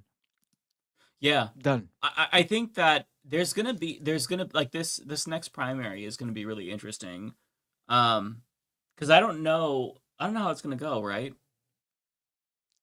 Who knows what's going to happen? I know that the progressive momentum that we're seeing now can easily be funneled into like some dipshit like Slotkin. The Democratic Party is very good at getting the base to go along with some corporate neoliberal drone. We'll see. I like what I'm hearing from JB Pritzker, but I am prejudiced against billionaires. So I need specific things if I'm gonna trust him, which I will never trust him, but I'd warm up to him if he was very anti-billionaire and like use his billionaire status to like farm clout off of hating billionaires. Like do the whole FDR, I want them to hate me. Then I'll be convinced. Right. I think they run that 87-year-old who wanted to become.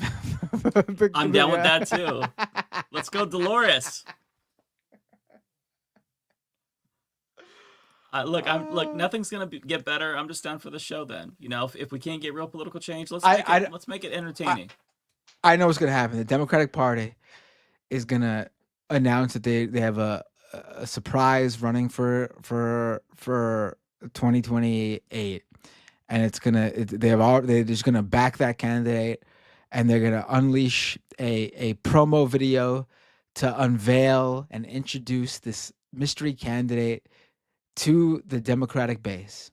And that promo video will start with a black screen, and all of a sudden you'll hear, "I'm back! back in the race, and it's Joe Biden once again.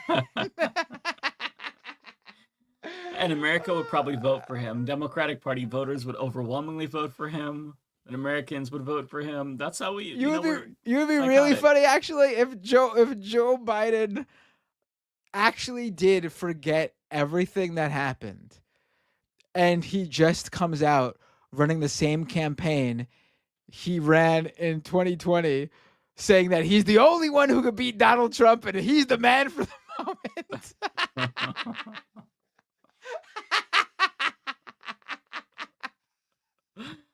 I'm just not getting my hopes up because I know it's going to be disappointing either way. It looks like you did get 2 more from Chris. Oh, I I did? got a Oh. couple more too. Yeah. This Jerry one. Martinez with a super chat. Oh wait, I already read that one. Chris with 2 super chats in a row. And you have the funds, you mean profits, and happy May Day, by the way. Let's have another. Thank you so much, Chris, and everyone who gave me super chats. And also, really quick, because nothing else is on Twitch except for this. Thank you, Lux Progressive, for the raid earlier in the show. Really appreciate it, Lux Progressive. All right, Mike, back to you. All right. Well, there's one for either Rebecca or Ariana. I don't know if we read this from Kowalski. Let me just read it real quick. I have planted an area that is 1.5 times the size of New York City Central Park, which I think is about 1.4999 times the area that Mike has planted this year. Tell Mike to step up his game. Enjoy NYC. I will have to step it up, Kowalski, for sure. Creflo says, did you guys see the Chris Cuomo town hall where Stephen A. Smith asked Trump a question about Harvard and Trump rambled about Harlem and the black vote? I did see a clip of that. Yeah, it was it's very on brand for Donald Trump. JCass says doo-doo water. That's all I got to say. Sorry. Hey, I appreciate the thought. Doo-doo water it is. Creflo says, who's ready for Slotkin Glusenkamp Perez 2028? Oh my god. You know what? God, that sounds like a possibility. Yeah, don't put it past Democrats. They're talking about how mad they are right now and how much they love Bernie and AOC, but just a couple of mainstream media, hit pieces against them and or against AOC or whoever is the progressive choice, and they'll suck it up and vote for Slotkin. Democrats are gonna run Trump against JD Vance. Yeah. On that note, Pierce says, I heard rumors that Clinton will run again. I think she's done. I don't think she's going to run again. I think that every once in a while they'll say, oh, this is funny. Every once in a while they'll say that just to get clicks, like certain articles. I think she's done. Yeah. All right. Well, I think that's basically that's the show. That's it. Yeah. Oh, who are we gonna raid? Let me pull it up. Do you have anybody in mind? Let's see who's on right now.